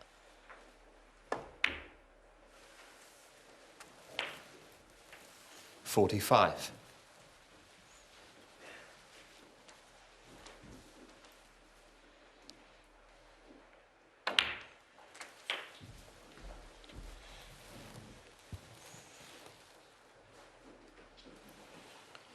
$52.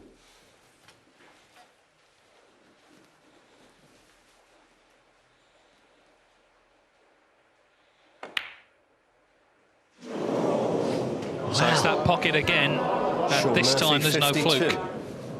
Now, are the Reds covering one another? You hope so. Same pocket though, Dominic. Yeah, Shaun could just see a 5-3 lead there in the back of his mind. Just put the red onto the jaw of the pocket. As you can see, there's just a path through here for this red to the right centre. A little bit of pressure here on both players. Can Mark Selby erase that one-frame deficit? Well, if it runs, I think it might just go in. Yes. Well, the biggest match in our sport, and it is delivering on the drama here in session 1. Murphy had that big fluke on the pink. He had a big chance for 5-3. Mark Selby looking now for 4 each.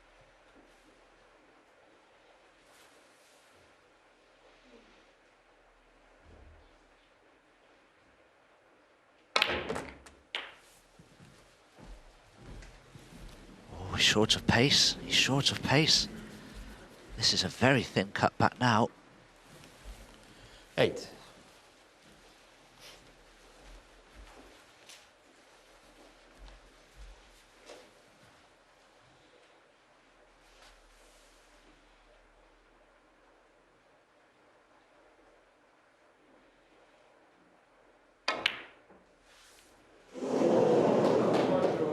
Goodness me. Mark Selby, 8. Now, has he left the red on? I think he has. He has.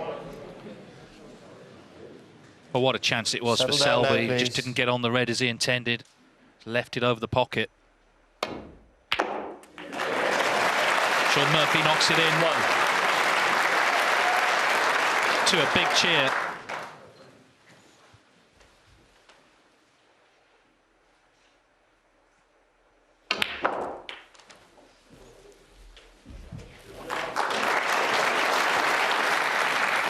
So barring any further catastrophe, it's going to be advantage Murphy after the first afternoon of the final.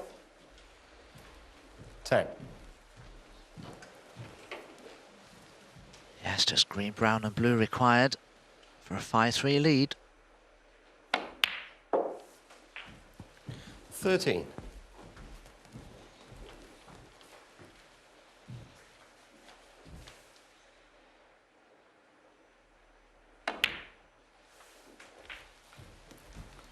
$17. The trophy waits in the background. It will be presented tomorrow evening. All the signs are it's going to be a close battle. 22. But it could have been a lot closer for Mark Selby. The mask is on already for a swift exit. He had a great chance to make it 4 each. Shaun Murphy delighted to see 28. that last red over the pocket.